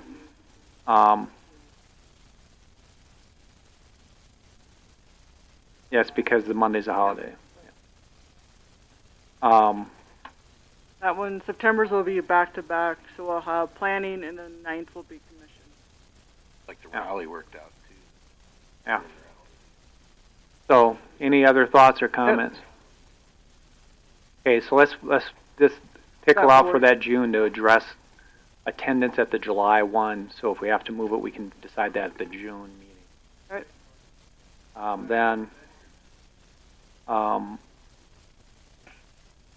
So planning board vacancy. Yes, this is just an FYI that it went through county commissioners on the 25th, requesting to interview applicants December 23rd. Okay. Faulkner is up. And C, you're going to reapply, as rumor has it? Good.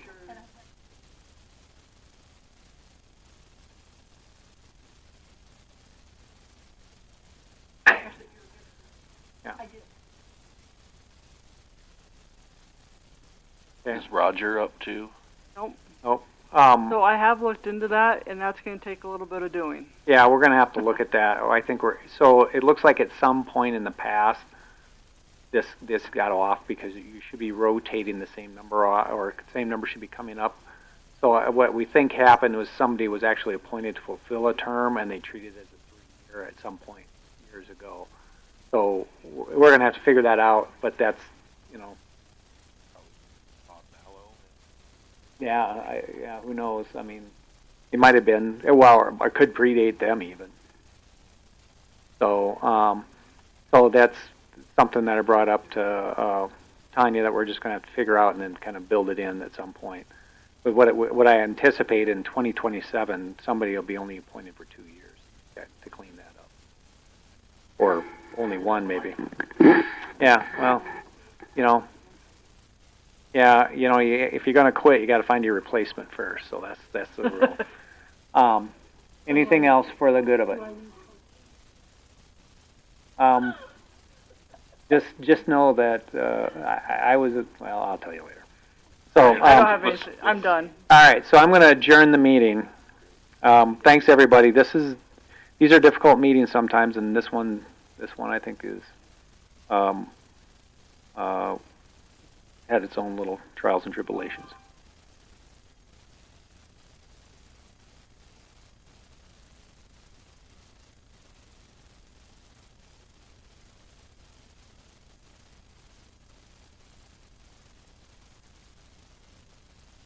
We adjourned? Are we adjourned? A motion to adjourn? Well, you have to make a motion. Second that. So we can, thank I don't know if you remember me, I'm Dave. Live out at Oh, yeah.